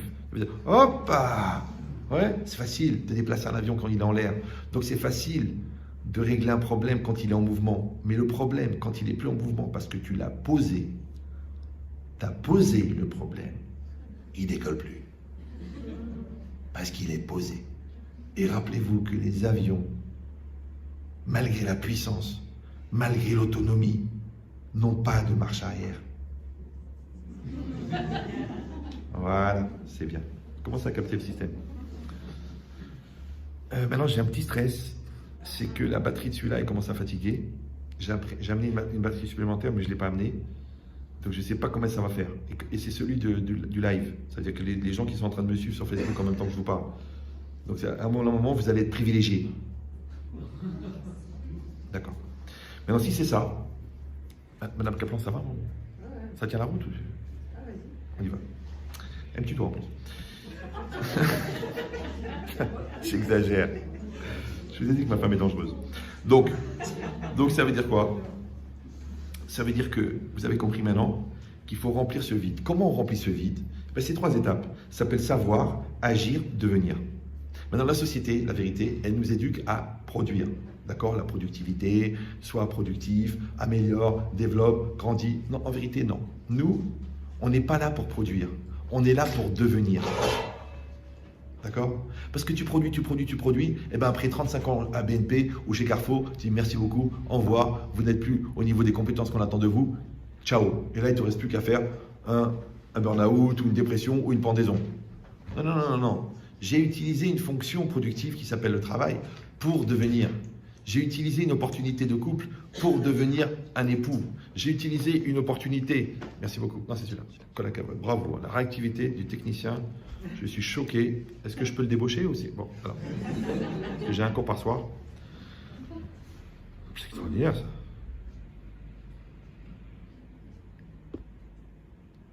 Évidemment, c'est l'éternel problème de l'équilibre. Voilà. Donc, de quoi je parlais? Voilà. C'est-à-dire que le but, c'est de devenir. Ouais. Or, comment on devient? En faisant. C'est-à-dire que vous faites médecine, vous devenez médecin. Maintenant, le nombre de gens qui font médecine et qui ne deviennent pas médecins, c'est effroyable. Parce qu'un médecin, c'est quelqu'un qui a développé l'instinct du diagnostic. Donc, si quelqu'un n'a pas l'instinct du diagnostic, ça veut dire qu'il vous donne 74 médicaments en vous disant que peut-être un vous soignera si les autres ne vous tuent pas. Ça, c'est pas un médecin. Ça, c'est juste une annexe des pompes funèbres. D'accord? Non. Une fois, j'avais un problème de cholestérol. Alors, un médecin, il m'a dit, écoute, je lui ai dit, mais regarde, j'ai un copain médecin. J'ai dit, écoute, on m'a proposé celui-là ou celui-là. Qu'est-ce que t'en penses? Il m'a dit, écoute, celui-là, il va détruire l'estomac et celui-là, il va détruire le cœur. Il m'a dit, choisis ta mort. Moi, c'est juste pour éliminer le cholestérol, c'est tout. Je dis, bon, non, c'est compliqué. C'est que le mec qui ne soigne pas, il kiffe pour 85 ans. Celui qui soigne, il meurt à 92, 88. Mais il kiffe pas. Donc, c'est quoi l'idée? C'est très, très important. C'est que j'ai compris que le but n'est pas de produire. Le but est de devenir. Maintenant, devenir, ça ne peut pas passer autrement que par l'action. Pourquoi? Parce qu'il y a un phénomène qui s'appelle l'expérience. Dans ce phénomène, on a dit que je dois appliquer l'existence. Existence, c'est être à l'extérieur. Maintenant, quand dans un espace d'expérience, je vais développer l'existence, la résonance de l'existence dans l'expérience s'appelle la maturité. Vous me suivez ou non? J'ai une épreuve par rapport à l'honnêteté. Je connais le principe de l'honnêteté. J'ai une épreuve par rapport à l'honnêteté. Quand je vais être honnête, en vérité, je vais devenir ce que je suis censé être. Je suis passé à l'honnêteté culturelle, à l'honnêteté nature. C'est pareil, on est marié. On est marié. T'es marié, je suis marié. On est marié. À la synagogue, à l'église, on est marié. Ok. Après, les nerfs, les stress, les mal-être, les peurs, le loyer, l'angoisse, le caractère, le physique, l'intimité, en fait, ce sont des exercices de mariage. En fait, je deviens marié par le mariage. Maintenant, quand vous voyez des gens qu'après 30 ans de mariage, ils se lèvent un matin et disent, écoute, c'est fini, je ne ressens plus rien. Je dis, mais c'est pas possible. C'est pas possible qu'en 30 ans, on ne s'est pas marié. Et l'inverse, les gens ils disent le contraire. Ils disent, mais Rabbi Chetri, je comprends, mais ça fait quand même 30 ans. Je dis, tu sais, si je mets cette bouteille sur cette table pendant 30 ans, elle ne va pas faire des petites badois. Pourquoi? Parce qu'il ne faut pas confondre cohabiter et coexister. Maintenant, quand j'ai coexisté, c'est-à-dire j'ai changé pour toi, tu as changé pour moi. Donc toi, tu as été une opportunité pour moi de devenir un époux. Comme moi, j'ai été une opportunité pour toi de devenir une épouse. Nos enfants, ils ont été une opportunité pour nous de devenir des parents. Mais pour devenir parents, c'est pas quand on s'occupe de nos enfants une fois par an. C'est tous les jours 24-24. Maintenant, quand tu t'occupes de tes enfants 24-24, tes enfants deviennent une opportunité de devenir parents. Maintenant, tu peux pratiquer la parentalité en rentrant à la maison, en payant le loyer, en faisant les devoirs, en tirant l'oreille, en disant je suis fier de toi, mais ne rien travailler personnellement. Vous me suivez ou non? Donc là aussi, tu vas cohabiter avec tes enfants. Tu peux cohabiter avec ton travail. Tu peux même cohabiter avec ton corps. Tu peux même cohabiter avec la maladie. La preuve, tu es diabétique, tu manges des bonbons en cachette. Mais t'es nul ou quoi? Oh écoute, ça va, hein, il me saoule, le truc, la dose, ainsi de suite. Mais t'as pas compris que les gens qui abusent de la matérialité représente le sucre, ouais, et le foie représente la foi. Donc tu vois bien que les déséquilibres de la foi viennent de l'abus de matérialité. Maintenant, comme toi, tu n'as pas géré ton abus de matérialité, parce que tu n'as pas su te fixer une ligne, on a été obligé de te fixer une ligne à ton insu. Ça s'appelle l'insuline. D'accord? Donc c'est quoi l'idée? C'est qu'à chaque fois que tu ne veux pas être responsable de ta réalité, on t'impose une réalité. Comme quand tu prends le sens interdit, c'est comme si tu as dit aux flics, arrêtez-moi. Quand tu prends l'excès de vitesse, ne dis pas, oh comment ça se fait qu'on m'a attrapé. Tu devrais dire, mais comment ça se fait que j'ai mis la vie des autres en danger? Maintenant, tant que tu es dans cette logique-là, d'étranger de ta vie, de gamin, d'enfant, de réaction infantile, que ça soit avec ton corps, avec l'autre, avec Dieu, avec la réalité, tu ne peux pas évoluer. Puisque tu n'as toujours pas compris que la vie, c'est une opportunité de devenir. C'est pour ça que le livre, il s'appelle Une invitation à être. C'est pas parce que c'est joli. C'est parce que la personne, elle doit se donner les moyens d'être. Parce que le pire qui peut arriver dans la vie, c'est quoi? C'est de jamais avoir été soi-même. Imagine, tu meurs, juste avant de mourir, tu te retournes. Tu dis, en fin de compte, ma femme, elle n'est pas épanouie. Mes enfants, ils ne sont pas construits. Mes dettes ne sont pas payées. Mes parents, j'ai jamais pu dialoguer avec eux. Le bon Dieu, toute ma vie, je me suis posé la question, oui, non, oui, non, oui, non. Mais t'es con, quoi. Mais c'est ça un CON. Un CON, c'est les gens qui attendent le dernier moment pour se poser les vraies questions. Ce qu'on appelle le phénomène du dentifrice. C'est-à-dire qu'il faut appuyer dessus pour que ça sorte. Surtout les gens qui sont restés longtemps avec la gueule ouverte. Du coup, ça a séché. Ouais, il faut appuyer fort pour que ça sorte. Et le jour où ça sort, ils en mettent partout. Parce que moi, faut pas me pousser à bout, moi. Moi, tu me pousses à bout, je casse tout. Écoute, mon amour, ce que je voudrais, c'est que tu l'ouvres et tu la fermes à bon escient, avec un rythme existentiel équilibré qu'on appelle la sérénité. La zen attitude. Mais toi, tu peux pas, toi. Parce que comme tu gères pas le gars à l'intérieur, le nerveux, la souffrance, la tyrannie, les nerfs, alors tu es tout le temps pris dans des sentiments controversés. Nous, on appelle le mauvais penchant. Ouais. L'autre, il appelle la névrose mal gérée. Ça change rien. Bah oui. Donc c'est quoi l'idée? C'est que si moi, j'ai pas construit un moi assez fort pour remplir mon espace intérieur et être en maîtrise de mon flux existentiel, le vrai problème, c'est que je vais pas vivre ma vie. Ne la vivant pas, donc je vais pas devenir la personne que je suis censé être. Et comme la joie, c'est la satisfaction d'être, donc je n'ai pas la satisfaction d'être. Quand je n'ai pas la satisfaction d'être, eh ben je ne suis pas joyeux. Quand je ne suis pas joyeux, je suis triste. Quand je suis triste, j'ai deux solutions. Soit je me remets en cause, soit je légitimise. Si je légitimise ma tristesse, les trois quarts des autres, qu'est-ce qu'ils font? Ils accusent l'autre de leur tristesse. Alors qu'en vérité, la tristesse, c'est un rapport immature avec une réalité.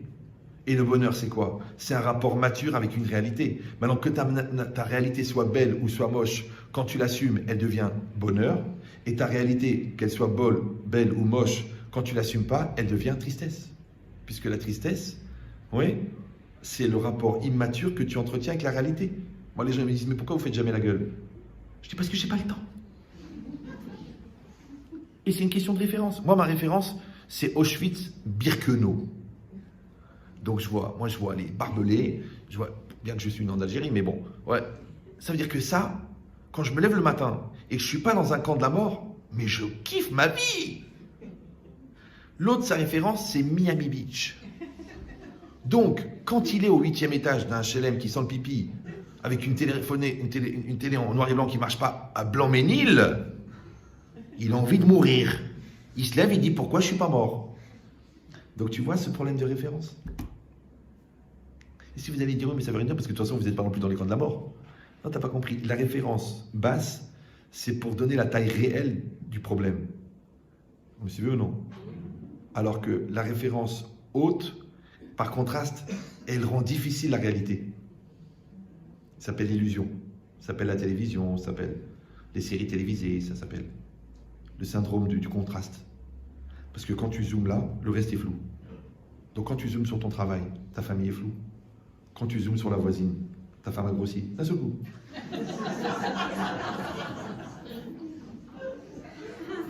Quand tu zoomes sur la voiture des autres, la tienne elle est moche. Donc arrête de zoomer ailleurs, arrête. Alors comment on fait pour ne pas faire de contraste? Vous avez déjà pris une photo avec un appareil analogique? Pas numérique? Eh bien, parce qu'aujourd'hui c'est difficile parce qu'il y a les autofocus, mais il faut bien prononcer le S. Donc la mise au point se fait automatiquement. Donc les gens, ils ont perdu la capacité de faire la mise au point. Quand tu leur dis, bon, viens chérie, on fait une mise au point, tu dis, excuse-moi, je suis autofocus. C'est-à-dire que je suis naturellement focus. D'accord?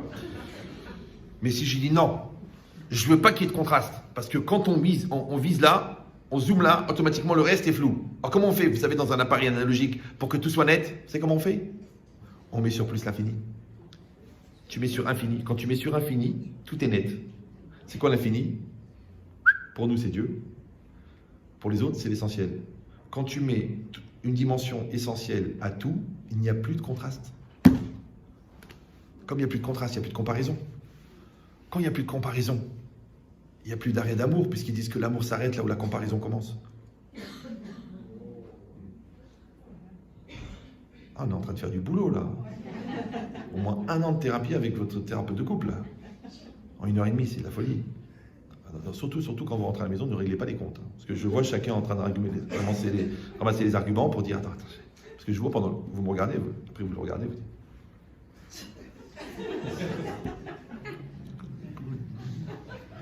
Il parle de toi depuis tout à l'heure, écoute. Vous rentrez à la maison comme des gens responsables, qui s'aiment, reconnaissants, merci mon amour, pour les 3, 4, 5, 6, 7, 9, 12, 13 enfants que tu m'as donnés. Chacun sa réalité. Au lieu de discuter, ouais, t'es arrivé en retard, t'as rayé la voiture, t'as pas déposé le chèque. Tu sais chérie, quand je serai morte, ne sera pas déposé le chèque. Parce que c'est quoi l'intérêt d'être deux? C'est qu'on peut accuser quelqu'un d'autre. Alors que si tu disais non, l'intérêt d'être deux, c'est qu'on peut être ensemble. Donc on va arrêter de se polluer la vie avec des lourdeurs, puisqu'on a la chance d'être ensemble. C'est une très grave maladie qui s'appelle la folitude. Donc si tu as la chance de ne pas souffrir de la folitude, parce qu'il y a quelqu'un qui t'attend, ouais, alors ne pollue pas ça avec des contraintes, des exigences et des bêtises, et des mots méchants et des fins de phrases, espèces de gros qui ne servent à rien, sauf si peut-être de lubrifiant. Maintenant, de la même manière, encore une fois, je donne des exemples dans le couple, mais il n'y a pas de différence. Parce qu'en fait, tu es en couple avec toi-même. Monsieur ou non? Comme tu es en couple avec l'autre. C'est pareil, les enfants. Parce qu'avant d'éduquer l'enfant qui est devant toi, tu dois éduquer l'enfant qui est en toi. Alors quand tu te surprends, toi, à agir comme un enfant, c'est ton moi extérieur qui dit au moi intérieur, oh, tu fais le gamin là. Oh, tu n'assumes pas. Oh, tu dis n'importe quoi. Donc en vérité, toutes ces mosaïques de personnalité ne sont là que pour mettre en relief le travail intérieur que nous avons à faire. Et bizarrement, les gens qui ont construit leur intériorité s'adaptent à toutes les situations plurielles et singulières. Par contre, les gens qui n'ont pas construit leur moi, ils passent leur vie à fabriquer des stratagèmes pour légitimer le fait qu'ils ne sont pas adaptés.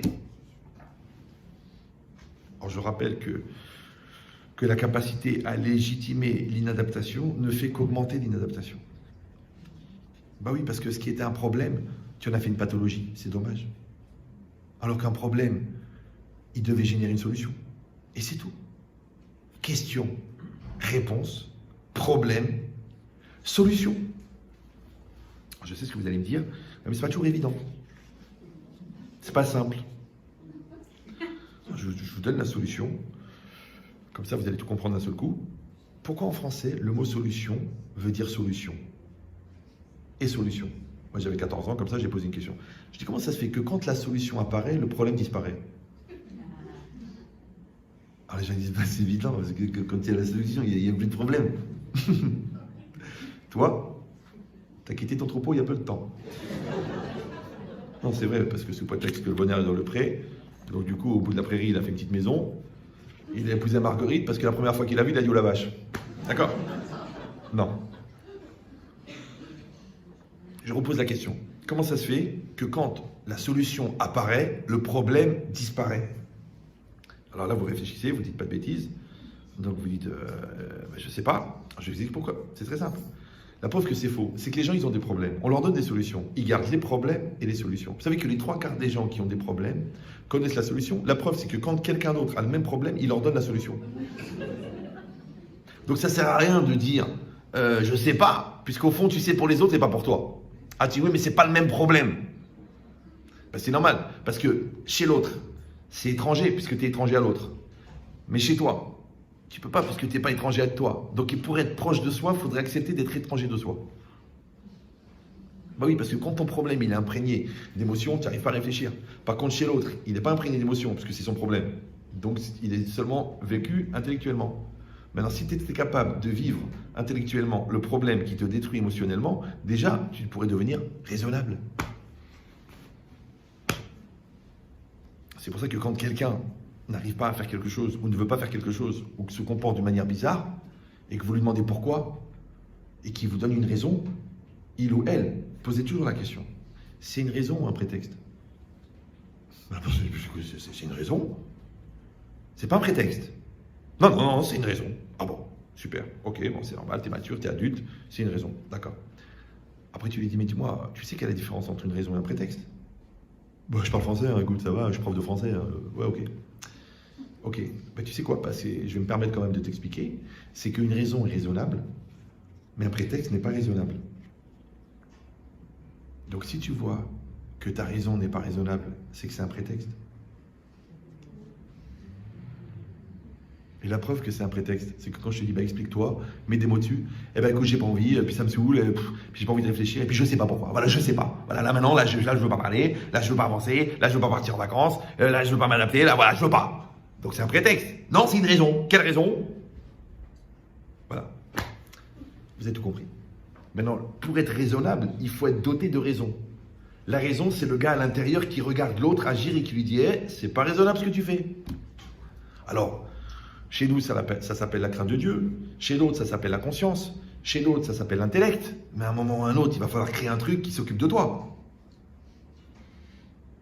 Vous savez, nous, on met la kippa, la calotte.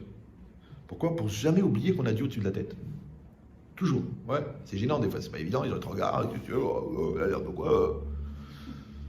qu'est-ce que chacun il s'assume, hein. Ils mettent un turban, l'autre ils sont des réincarnations de poulets, les Iroquois, ouais d'accord. Chacun son truc.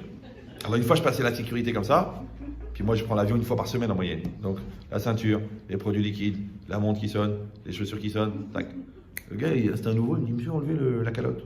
Je dis, je l'enlève pas. Il me court après, il me dit, monsieur, je vous dis, l'enlevez, vous l'enlevez, je suis assermenté, je suis chargé de la sécurité, moi j'avance, et je passe et ça sonne pas. À la fin, il me dit, viens voir, il me dit, écoutez, je vous ai dit de vous arrêter, d'enlever la calotte, vous devez l'enlever. Je dis, je l'enlève pas. Il me dit, mais pourquoi vous l'enlevez pas? Je dis, c'est pour se protéger ce qui est en dessous. Ah bon? Et qu'est-ce qu'il y a en dessous? Je dis, ce que vous n'avez pas.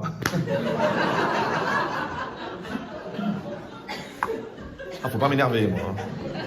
Je suis dangereux, on m'appelle Terminator. D'accord. Il s'en est remis, hein. Je sais qu'il a changé de branche. Enfin, ou d'arbre, je ne sais plus. Alors, donc, qu'est-ce qui est marqué ici? Ici,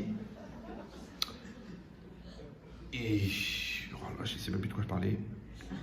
1h23, mais c'est de la folie, mais le temps passe vite ici, il y a un problème. Hein. Il y a un vrai problème.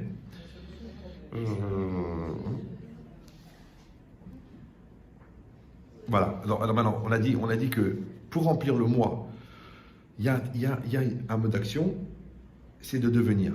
Maintenant, le problème, on a dit qu'on ne peut pas devenir sans faire. Alors, je vous donne la clé.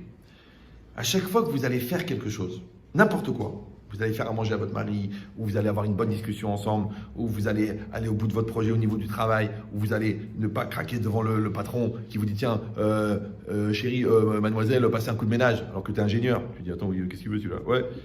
Donc, malgré la peur, vu le marché ambiant au niveau de l'emploi, tu baisses pas la tête quand même, tu restes sur tes chaussures. Tout ça, ça s'appelle que tu as fait quelque chose. Maintenant, il faut mettre un double regard, deux regards différents. Un regard qui va regarder ce que tu fais et un regard qui va regarder ce que tu es devenu grâce à ce que tu fais. Alors, je traduis. Si l'enfant, par exemple, il a fait une grosse bêtise, d'accord? Donc, il a essayé de rentrer une aiguille à tricoter dans l'œil de son frère. Un syndrome s'appelle d'Artagnan, d'accord? Donc, ils se battent avec des aiguilles à tricoter. Tu dis, mais c'est dangereux! Mais ils vont continuer à le faire. C'est l'âge, c'est...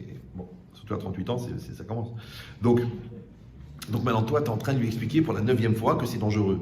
Maintenant, ce que tu fais avec lui, c'est de l'éducation. Mais le fait que tu t'énerves pas et que tu ne casses pas la tête contre un mur, en fait, c'est que tu travailles ta patience. Donc, ce que tu fais, c'est de l'éducation, mais ce que tu deviens, c'est de la patience. Vous me suivez ou non? Voilà. Ton mari et toi, vous êtes un peu stressé en ce moment. Et toi, tu penses que tu as raison. Mais tu sais que le dialogue, c'est la communication c'est la communion, c'est la confrontation, c'est la différence c'est l'électricité statique, l'électricité statique, c'est l'occasion aussi des fois de se prendre un vent, surtout quand tu es marié avec un ventilateur, d'accord? Donc, tu vas aller vers l'autre. Au niveau, ce que tu fais, c'est de la communication. Mais ce que tu deviens, c'est de la remise en cause. Tu dis, écoute, mon couple, il est plus important que mon ego. Allez, j'y vais. Allez, je me casse pour y aller. Allez, t'es mon amour, j'y vais. D'accord? Donc, tu regardes toujours ce que tu fais et ce que tu deviens. Maintenant, ce que tu deviens, c'est ça qui remplit le vide de ton moi intérieur. Ce que tu fais ne te remplit pas. C'est une erreur. Ils te font croire ça dans la rue, parce que comme ça encourage les patrons à te faire travailler 39 heures par jour. Parce qu'ils disent, vas-y, sois productif, sois développeur, et ils touchent. Ouais. Mais si tu dis, non, moi, ce que je fais, c'est pour devenir. Donc là, ici, je deviens, par exemple, une conscience professionnelle. Mais à 17h, j'ai une autre opportunité de devenir une conscience parentale. Ouais. Et après 21h, j'ai une autre occasion de fabriquer une conscience maritale. Parce que je vais m'occuper de mon couple. Mais quand tu rentres à minuit le soir, sous prétexte que ta conscience professionnelle t'oblige à, ça profite à qui? C'est vrai, maintenant tu es divorcé, tu es seul, d'accord, et tu as tout le temps de travailler à fond. Ouais. Et ta femme, elle pleure dans un coin parce qu'elle sent qu'une occasion a été ratée, tes enfants, ils t'en veulent parce que c'est à cause de toi que tu as divorcé. Pourquoi pour tout ça? Pourquoi? Pour faire plaisir à qui? Aux actionnaires? Mais qui crèvent tout ça. Je veux dire, qui réfléchissent. D'accord? Donc maintenant, pour ne pas tomber dans ce piège, tu dois avoir ce qu'on appelle une hiérarchie des priorités. C'est pour ça qu'il y a un phénomène très bizarre à la NASA. C'est que quand on veut envoyer une fusée sur la Lune, on met un pilote. Le pilote, c'est un gars qui était pilote de chasse dans la Royal Air Force pendant 30 ans. Le mec, il a piloté 30 ans des avions Mach 2, Mach 3, des puissants, des trucs incroyables. Et il doit aller sur la Lune. Maintenant, tu dis, je comprends pas.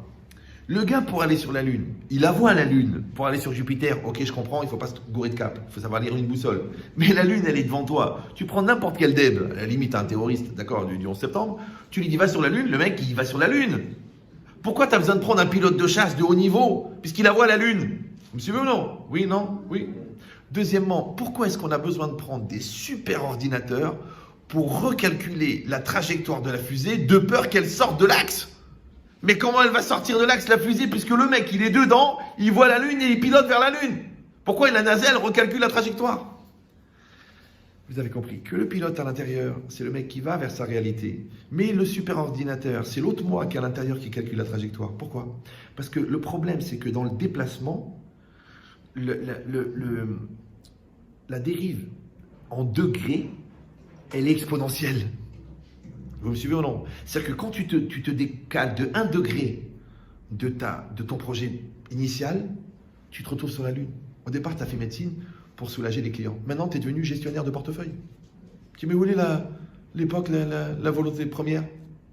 Ouais, toi au début, tu t'es marié avec ce monsieur. Maintenant, tu es devenu tellement maman que tu n'as plus de mari. Tu dis, oui, mais moi, je suis là pour eux, je suis là pour eux. Alors quand tu dis, mon chéri, on se retrouve, on se parle. Ah, j'ai pas la tête et je suis fatigué, on a déjà 4 enfants. Attends, j'ai pas épousé une poule pondeuse. J'ai épousé une épouse et ensemble, on crée une communion qui met au monde des âmes que nous devons gérer.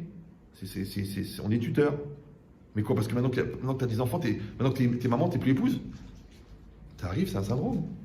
Donc, qu'est-ce que ça fait en vérité? C'est que ton ordinateur intérieur n'a pas recalculé la trajectoire et tu es sorti de la trajectoire consciemment ou inconsciemment. Je rappelle qu'un inconscient peut s'écrire en 3 mots. Et c'est une forme de science, puisque quelque part, c'est le syndrome le plus étudié dans le monde. C'est pas grave.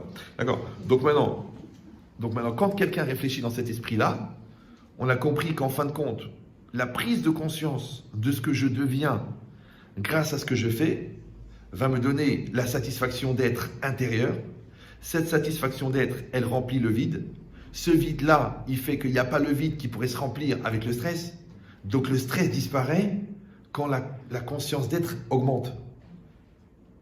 Par contre, si je n'augmente pas la conscience d'être, on a expliqué tout à l'heure, eh ben, automatiquement, le vide, puisque le vide n'existe pas dans la nature, il va se remplir avec le stress, avec la peur, avec la stress, avec la lourdeur, avec la flemme, avec la psychorigidité, parce que j'ai arrêté le phénomène d'existence.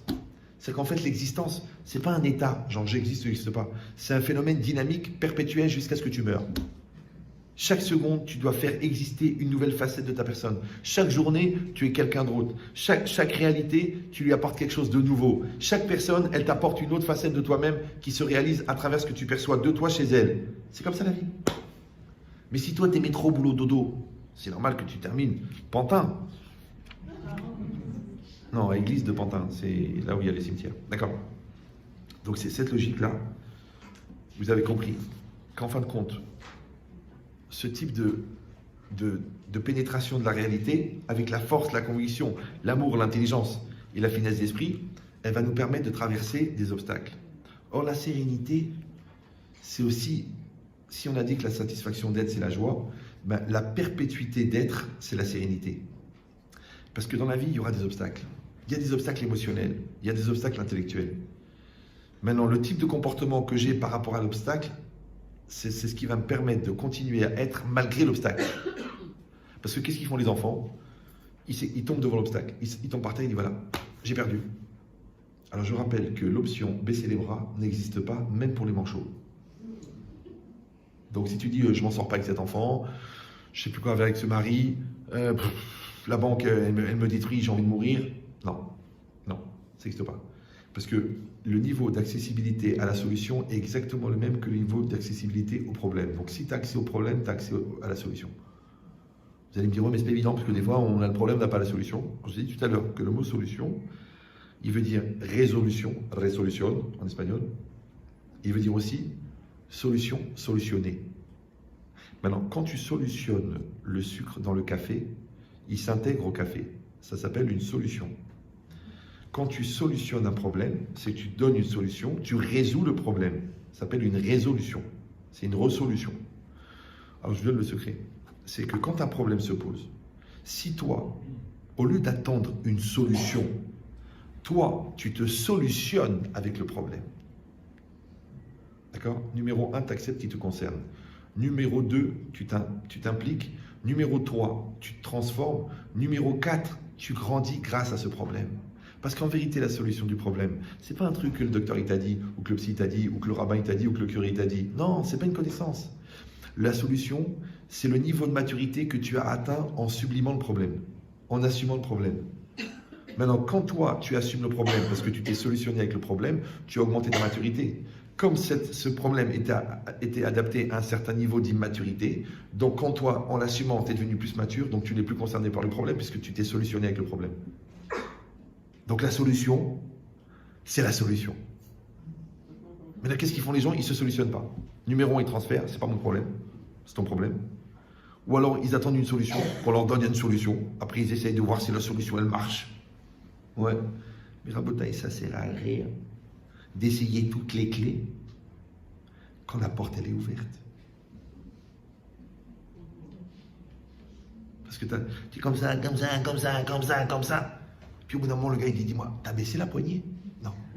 Pas possible. En vérité, la porte, elle est ouverte. Mais c'est toi qui veux te convaincre qu'il faut une clé. Ça va? C'est comme dans les couples.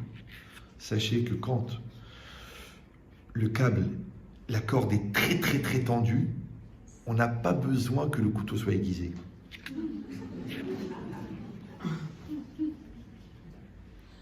Donc quand le couple il est très très très tendu, ouais, t'as pas besoin des vrais problèmes pour tout casser. Donc il faut un couple détendu. Et un couple détendu, même avec un couteau japonais, on n'arrive pas à couper. Parce que la corde elle est détendue. Elle est zen. Donc si c'est ça.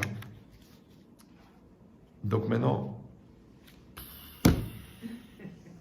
je vais essayer de faire vite, hein, parce que je dois me sentir bien, c'est pour ça que j'en rajoute. Alors que normalement, ça augmente le forfait, mais bon. Alors, je rigole. Mais c'est pas faux. Donc, alors, non, c'est rien, c'est rien. Donc, on a dit qu'il y a deux types. Il y a des épreuves intellectuelles et des épreuves émotionnelles. Maintenant, pour les épreuves, donc pour éviter le stress intellectuel, qu'est-ce qu'il faut? C'est très simple. Il faut accepter la vérité plurielle. Il faut être capable de changer d'angle. Il faut accepter que c'est pas toujours comme je crois. Qu'il faut accepter de voir les autres d'un autre point de vue. Qu'il faut essayer de regarder l'autre avec le regard qu'il a sur lui-même et non pas avec le regard que j'ai moi. Ouais, il faut accepter que la vérité, elle n'est pas toujours simple. Des fois, elle est compliquée. Ouais, toi, tu es sûr que ta belle-mère, elle t'aime pas, alors qu'en fait, la pauvre, elle est juste schizophrène. Donc, toi qui souhaitais sa mort, maintenant, tu vas prier pour elle pour qu'elle s'en sorte. Parce que tu as compris qu'elle est malade. En fait, tu as changé d'angle. Alors, comment de la haine, il peut devenir de la compassion? Parce que tu as changé d'angle. C'est pareil, toi, tu es bloqué dans une situation avec un enfant. Tu écoutes, quand tu as un mur devant toi et que tu n'as pas de porte, tu n'as pas de fenêtre, qu'est-ce que tu fais? Tu as un mur devant toi, tu n'as pas de porte, tu n'as pas de fenêtre, qu'est-ce que tu fais? Bah, tu te dis, bah, je casse le mur. Mais non, tu fais le tour. D'accord? Donc, la solution au stress intellectuel, c'est le pluriel. C'est ouvrir l'esprit. C'est accepter qu'il y a d'autres angles de vue. Et c'est aussi de respirer à fond. Parce que la respiration, elle vient par l'inspiration. Et l'inspiration apporte l'inspiration. Or, je te rappelle que quand tu es stressé, c'est comme quand tu as peur. Tu arrêtes de respirer. Comme tu arrêtes de respirer, tu es en apnée. Comme tu es en apnée, ton cerveau n'est plus alimenté en oxygène. Comme tu n'es pas alimenté en oxygène, tu réfléchis moins bien. Comme tu réfléchis moins bien, tu comprends rien. Comme tu comprends rien, tu paniques. Quand tu paniques, tu prends la nationalité espagnole, puisqu'ils paniquent. Oh là là là là là là. Bon, je rappelle que dans l'humour, l'intérêt de la chute vient du choc avec le contexte. Donc comme le contexte est très intellectuel, la chute, elle est encore plus forte, donc c'est encore plus marrant. Mais bon, c'est un stratagème. Après, vous allez dire, bon, vous n'êtes pas obligé de nous déstabiliser avec vos blagues, alors qu'on était pris dans un raisonnement hyper important. Ça va? Oui, non, oui, non. Alors faites-moi plaisir, arrêtez de vous prendre au sérieux, d'accord? On est juste en train de passer un bon moment. Et comme ça, si Dieu veut, vous allez grandir. Ça s'appelle en français lâcher prise. L'autre, elle ne comprend pas pourquoi elle ne tombe pas enceinte. Et pourquoi elle ne ressent rien dans l'intimité. Mais il faut lâcher prise. Tu lâches prise. Ok, tu étais première de la classe, après tu étais première promotion en médecine, après tu étais première à créer ton cabinet, après tu étais première, tu étais la dirigeante de toute la clinique, après tu es chef clinique, après tu as 120 mecs castrés qui travaillent pour toi parce que tu es la patronne, tu es le mec. Après tu t'étonnes qu'en tant qu'obstétricienne, tu n'arrives pas à tomber enceinte. Comment ça se fait? Parce que le secret de la fécondité, c'est de lâcher prise. Et toi, tu lâches jamais prise. C'est pour ça que tu ressens rien. Parce que tu lâches pas prise. Et tu tombes pas enceinte. Parce que quand le spermatozoïde, il voit une ovule en titane, il a peur. Il dit, c'est avec celle-là que je dois. Allez, viens! Viens! Il se barre, le gars. Toi, t'appelles ça la stérilité, et lui, il appelle ça la conscience. Et dis-moi, il va s'en sortir. Il va pas mourir non plus, non? C'est une image, hein, vous avez bien compris que la réalité est plus commune. D'accord. Donc si c'est ça, de la même manière, quand il vient l'événement, eh ben moi je suis l'ovule de l'événement, vous me suivez ou non? Quand il vient l'autre pour dialoguer, moi je suis l'ovule qui l'accueille, parce qu'on va féconder ensemble. Ouais. Quand il vient une épreuve négative, je vais faire de l'énergie positive avec, je vais féconder l'énergie, je vais grandir de ce deuil, je vais grandir du dépôt de bilan, je vais grandir de mes échecs. Et à plus forte raison, je vais grandir de mes bonheurs, je vais grandir de mes joies, je vais grandir de mon dialogue, je vais grandir de la différence. Mais ça, c'est si je suis prêt à féconder. Et pour féconder, il faut lâcher prise. Donc, il faut arrêter de se prendre au sérieux. Alors moi, je suis très, très impliqué, très, très conscient, très cartésien et très cool. Parce qu'il faut être cool. Ah, ça, c'est... Rappelez-vous que les cuirasses, c'est fait pour protéger les gens fragiles. Hein. Les gens solides n'ont pas besoin de carapace, puisqu'ils sont solides. Donc si c'est ça maintenant, ça c'était pour le stress intellectuel. Pour le stress émotionnel, d'accord? Ça c'est une autre démarche. C'est que malgré quelle que soit la réalité, il faut que je réussisse à l'intérieur de moi à créer un espace qui ne bouge jamais. Vous me suivez ou non? C'est comme la température. Vous savez qu'à l'intérieur, vous êtes à 37,2. D'accord? C'est très dangereux de baisser ce 37,2. Maintenant, vous avez 36, 32, 49, ouais, 42. Vous avez 30, 33, c'est dangereux. Maintenant, quand vous êtes dans une pièce à 35 degrés et que vous sortez dehors à moins 4, qu'est-ce qui se passe? Vous avez des frissons. Mais qu'est-ce que c'est les frissons? Ça s'appelle une réaction épidermique. Épidermique, par définition, veut dire que ça se passe au niveau de l'épiderme. L'épiderme, ça représente physiquement mon moi extérieur psychologique. Maintenant, mon moi extérieur, lui, il est soumis à la réalité qui change et qui bouge. Mais mon moi intérieur, il ne doit pas bouger. Quand ils viennent des émotions, d'accord, une déception, un mal-être, une vexation, ok, au niveau de l'épiderme, je dois réagir. Je ne peux pas dire il ne s'est rien passé, il ne se passe rien, je suis un surhomme, je suis une surfemme, je suis Wonder Woman. Non, je suis vexé, c'est difficile, c'est dur. Mais ça ne doit pas rentrer à l'intérieur.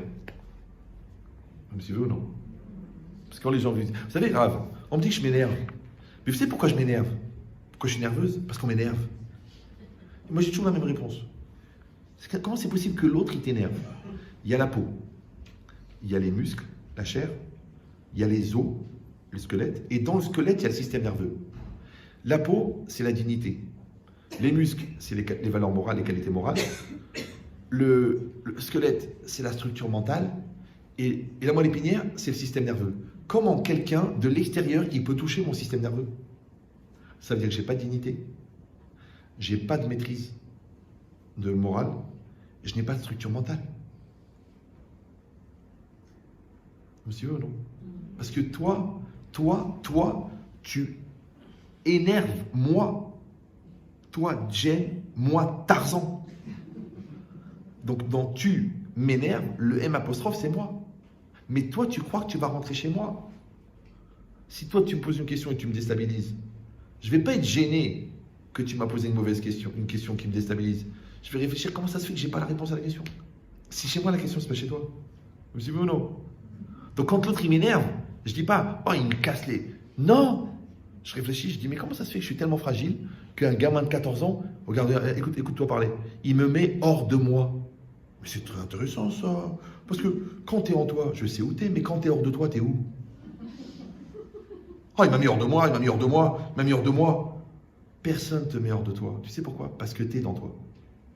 Mais si tu n'es pas vraiment fixé en toi, et que tu es tout le temps en train de chercher dans le regard de l'autre qui tu es toi, donc tu vas passer d'un toi à cause du moi de l'autre. Tu dis, je sais qui je suis que je suis une femme, je sais que je suis une épouse, je sais que je suis une maman. J'ai un mari qui m'aime, je suis clair dans mes choix, je travaille de manière professionnelle, je fais ce que j'ai à faire. Maintenant, si le patron il me déstabilise en me disant ouais, c'est pas exactement ce que j'attendais, c'est normal parce qu'il a peur que tu puisses envisager de lui demander une augmentation. Donc il te déstabilise. D'accord? Si ton mari il est en train de te faire des critiques ou quoi, c'est parce que il n'a pas compris que l'ego c'est moins important que le couple. Parce que pour créer un amour commun, il faut détruire deux amours propres. Il n'a toujours pas compris, il est encore dans la guerre de la maternelle. D'accord? C'est pareil pour le mari. Moi, j'ai pris un exemple au féminin, mais c'est pareil au masculin. Si toi, tu es en conflit avec ton enfant, c'est-à-dire que tu n'as pas compris que les 30 ans que vous avez de différence, c'est justement pour faire que tu as plus de recul que lui. Mais si tu te mets dans un état pareil, quand lui te met dans un état pareil, c'est-à-dire que vous avez le même âge. Alors comment tu peux avoir 14 ans à 44 ans? Donc vous avez compris que la sérénité, en vérité, c'est que je dois avoir un référent. Le référent, c'est juste au-dessus de l'évêque, d'accord? C'est pas grave. Je dois avoir un référent. Et ce référent, d'accord, c'est la personne que je suis devenu. Et celui-là, il ne change jamais. Il fait beau, il fait pas beau. Il pleut, il neige. On m'insulte, on me détruit, on me casse, on m'encourage, on me dit des compliments. Celui-là, il bouge pas. Parce que si toi, tu es en fonction des fluctuations de ce qu'on te propose d'être, donc tu deviens un accro-dépendant, par exemple, aux compliments, ouais, et l'autre, comme il le sait, il devient un trafiquant au marché noir de ton droit d'exister. Ce qu'on appelle le chantage émotionnel. Mais sache que la force du fort, c'est la faiblesse du faible.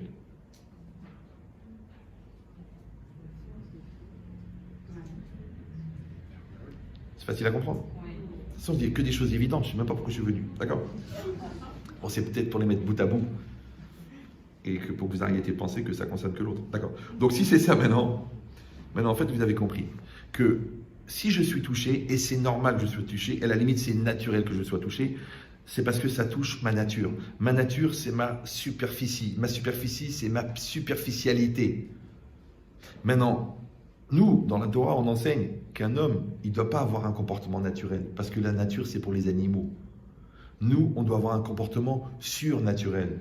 Maintenant, c'est quoi surnaturel? C'est pas de marcher sur l'eau. Non, ça n'a rien à voir avec ça. C'est que quand tu as une grosse colère, tu maîtrises ta colère. Ça, c'est surnaturel. Quand tu as raison, tu laisses quand même l'autre parler. Ça, c'est surnaturel. Quand tu as un enfant que tu sens qu'il a une souffrance, ne lui dis pas ferme-la et prends sur toi. Parce que tu sais qu'il a besoin de vomir. Parce que s'il vomit dehors, ça salit le tapis. Mais s'il vomit dedans, ça prépare le suicide. Mais dans cette capacité-là, qui n'est pas naturelle, elle est surnaturelle. On est là pour être surnaturel. On n'est pas là pour être naturel. Maintenant, surnaturel s'appelle adulte. Naturel s'appelle enfant. Il faut juste décider à partir de quel âge tu penses qu'il faut être adulte. Maintenant, si tu penses que c'est naturel d'avoir une réaction naturelle à des agressions naturelles qui touchent naturellement ta nature, alors Baba, tu achètes une laisse, tu te mets à quatre pattes et tu arrêtes de te raser. Puisque toi-même, tu es conscient que tu as une vie de chien. Tu as chienne de vie. Tu dis non, non, nous ne sommes pas la fin du cycle animal. Je sais qu'on veut absolument nous dire qu'on descend du singe. Nous, on ne pense pas qu'on descend du singe. Ceux qui pensent qu'ils descendent du singe, moi j'ai de la peine pour leur famille, parce que si vraiment ils pensent qu'ils descendent du singe, on ne descend pas du singe. Ouais. Le monde, il a été créé pour être à la disposition de l'homme. Et l'homme, il a été fait à l'image de Dieu. Maintenant, si tu n'es pas croyant, l'homme, il a une dimension supérieure qui n'a rien à voir. C'est pour ça que c'est le seul être doté de la parole. Et la parole, c'est le signe de la présence de l'âme. Maintenant, si tu ne penses pas à l'âme, tu penses à l'essence de l'être. Maintenant, je comprends qu'on peut s'attacher à un chien et qu'on peut même le faire hériter d'un hôtel et de l'emmener chez un psychologue et de lui parler parce que lui, il m'écoute. Et je suis conscient que je peux pas nier l'existence de 30 millions d'amis. Vu qu'il y a déjà 60 millions de consommateurs. Mais il faudrait quand même décider qu'une personne, qu'un animal n'est pas une personne.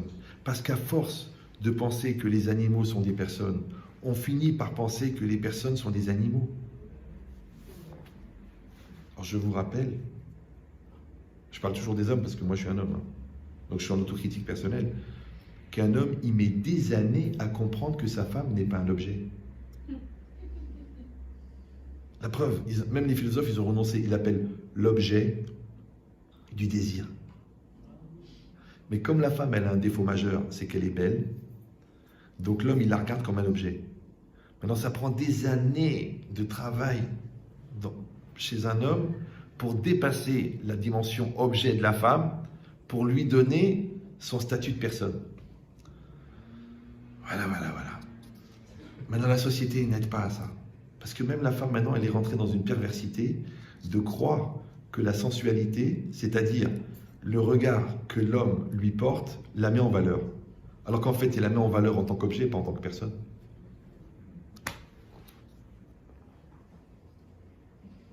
Donc il faut lutter contre la nature qui fait que je regarde ma femme comme un objet.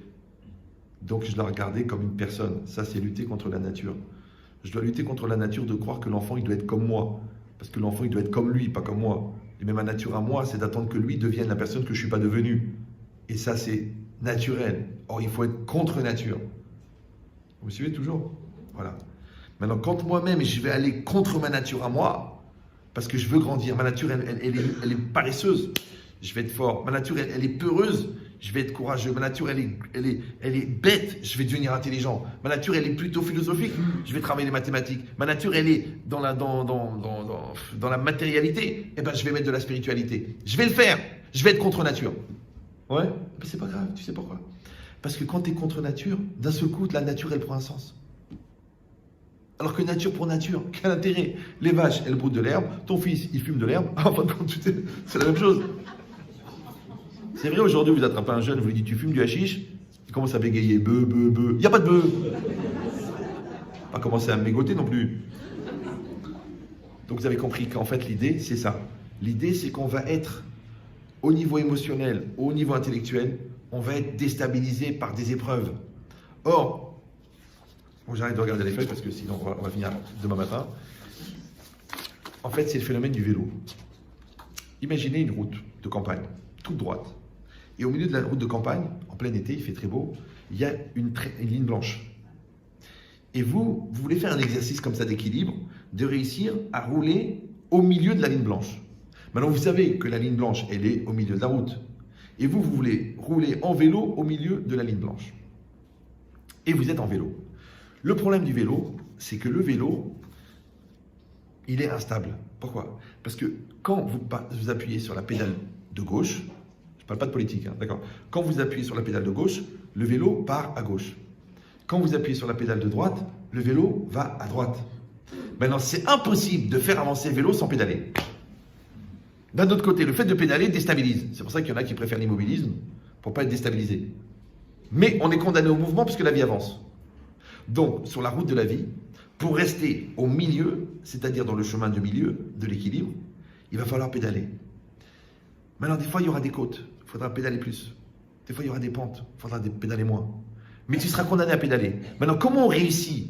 Puisqu'à chaque fois qu'on appuie sur une pédale d'un côté ou de l'autre, on est déporté vers le côté où on pédale, il faut trouver un équilibre dans le pédalage. Maintenant, la pédale de droite, c'est celle qui permet de gérer les agressions intellectuelles. La pédale de gauche, c'est celle qui permet de gérer les agressions émotionnelles. L'équilibre entre l'intellect et l'émotion te permet de rester dans le droit chemin de la ligne de conduite nécessaire qu'on appelle vulgairement l'équilibre.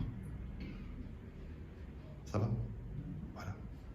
C'est pour ça que la chanson « À bicyclette », elle détend tout le monde. Elle te rappelle la nostalgie des années d'inconscience et d'insouciance. C'est ça. Il faut avoir en tête une musique, en fin de compte, un niveau comme ça de bien-être. Nous, on appelle la confiance en Dieu, la confiance en soi, qui va faire que tu peux te promener dans la vie et garder ton équilibre et rester dans le droit chemin et rester dans les bons choix et faire les bons choix malgré que tu es condamné au mouvement, eh ben, tu ne vas pas être déstabilisé par le mouvement, au contraire. C'est ton mouvement qui va non seulement te permettre de te déplacer, mais en plus qui va te permettre de grandir. Et là, tu vas visiter des paysages extraordinaires qu'on appelle vulgairement la vie. Voilà. Bonne continuation. Merci à tous. Voilà. C'est pas applaudir, c'est pas un spectacle. Ça ressemble, mais c'est pas un spectacle. Voilà. Alors maintenant, pour les gens qui voudraient